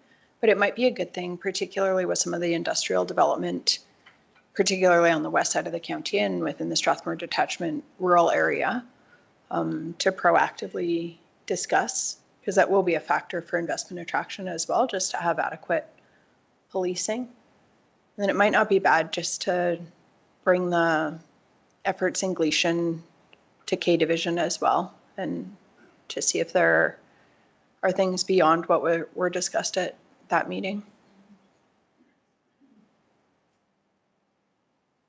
So perhaps a motion to respond with a request to meet. And the two items would be the police funding model, reporting and outcomes, and a request for increased capacity. Does that capture it? And then community public safety and Gleason. Is that accurate, Councillor Laprise? Yeah, that's a great suggestion. Yep. Anything else that administration has identified that would be strategic for us to discuss? Nothing that comes to mind. So perhaps a motion to respond in the affirmative that we would like to request a meeting, and outlining the two items that we wish to discuss, being reporting in a request for increased capacity for policing and community public safety and Gleason. I will make that motion. Perfect. Any questions or discussion?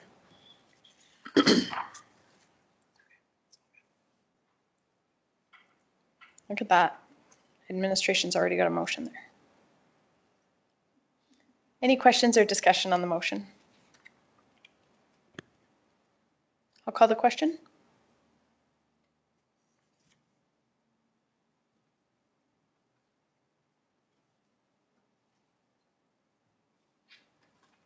Motion is carried.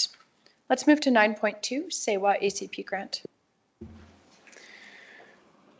Good afternoon, Council. Brad Bullock reporting. The Southern Alberta Energy from Waste ACP Intermunicipal Grant Application Report. This was a request that the county received from SEWA. SEWA is looking to apply for a grant through the Alberta Community Partnership Program. As part of that, they do require participating municipalities. The request is for the county to act as the managing partner, in which case the county would submit the application in behalf of the participating municipalities and manage the finances and reporting for the grant. At the bottom of the report and on the second page is the list of the participating municipalities that have submitted to SEWA their letters of support. And of course, I think, so each of these would have needed to get approval through their council for participating in this. And then they are required as part of the application. As well, when the county submits the application, there is a checkbox that has to be checked that the councils have approved of those. So we do have those letters that SEWA submitted to us so that council can see that those letter supports are there. Besides that, there is a recommendation from administration on the report, and we're here for any questions. Any questions regarding the request?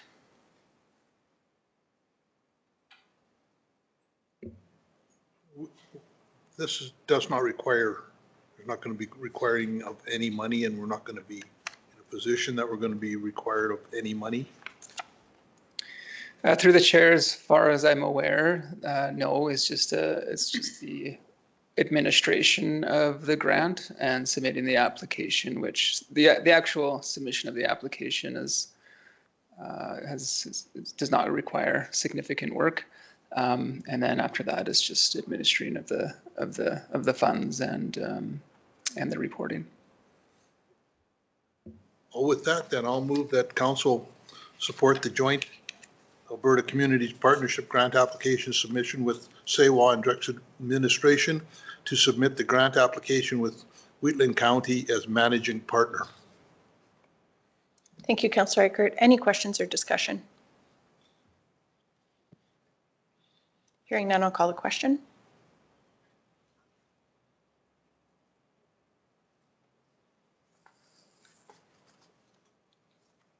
Motion is carried. I'll move us into closed session. All in favor?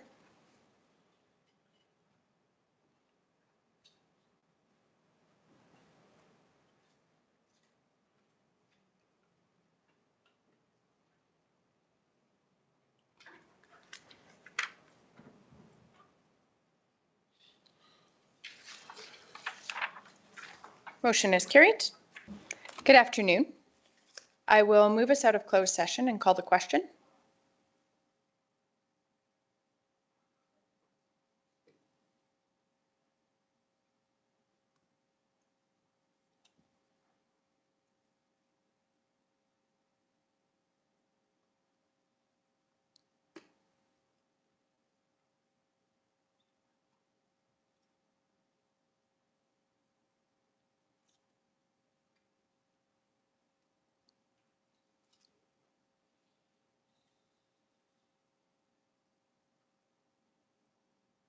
Shanna, are you able to see? Motion was carried. And we have two motions arising from closed session. Council's wishes?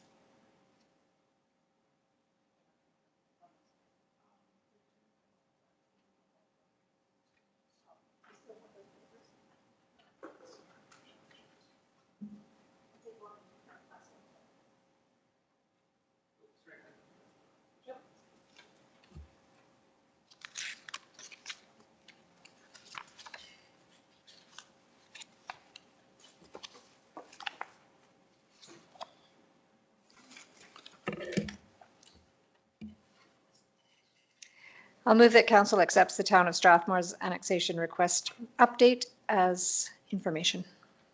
Thank you, Councillor Laprise. Any questions or discussion? I'll call the question.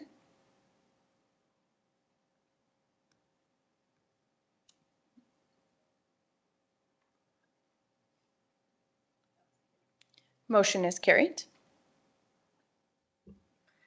I'll move that council accepts the report dated October 1st, 2024 regarding the High Eagle Campground geotechnical results as information. Thank you, Councillor Bigger. Any questions or discussion? I'll call the question.